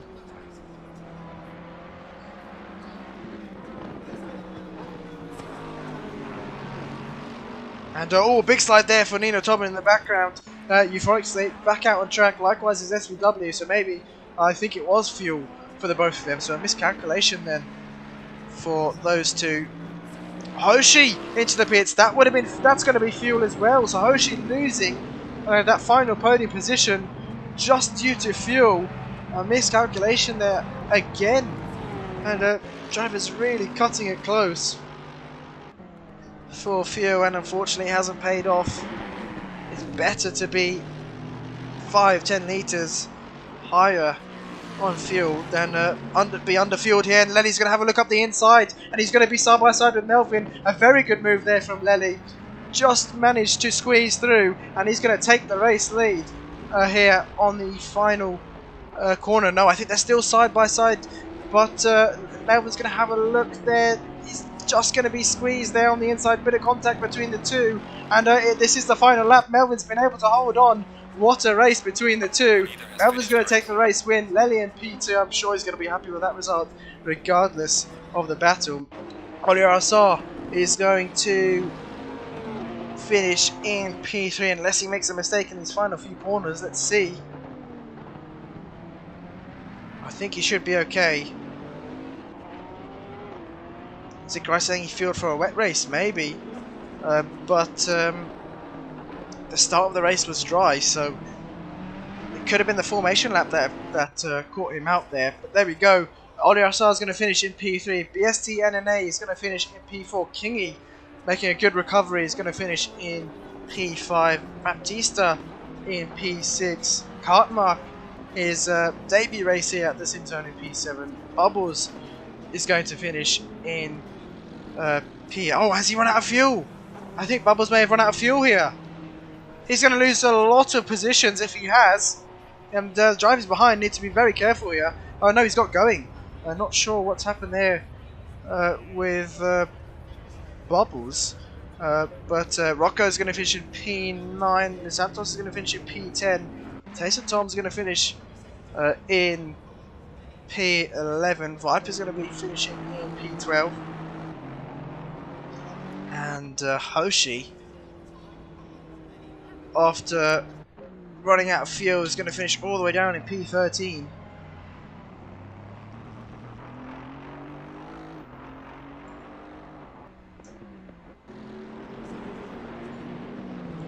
As he rounds the final corner now.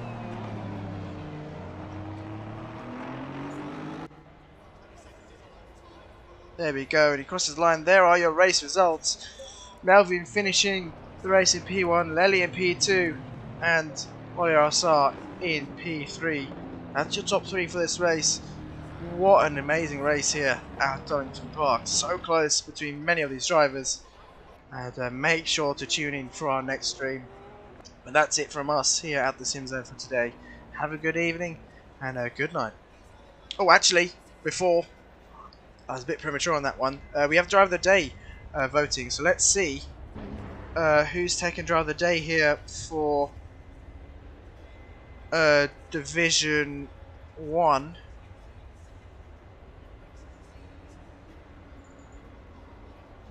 If you haven't voted yet, now is your time to do so.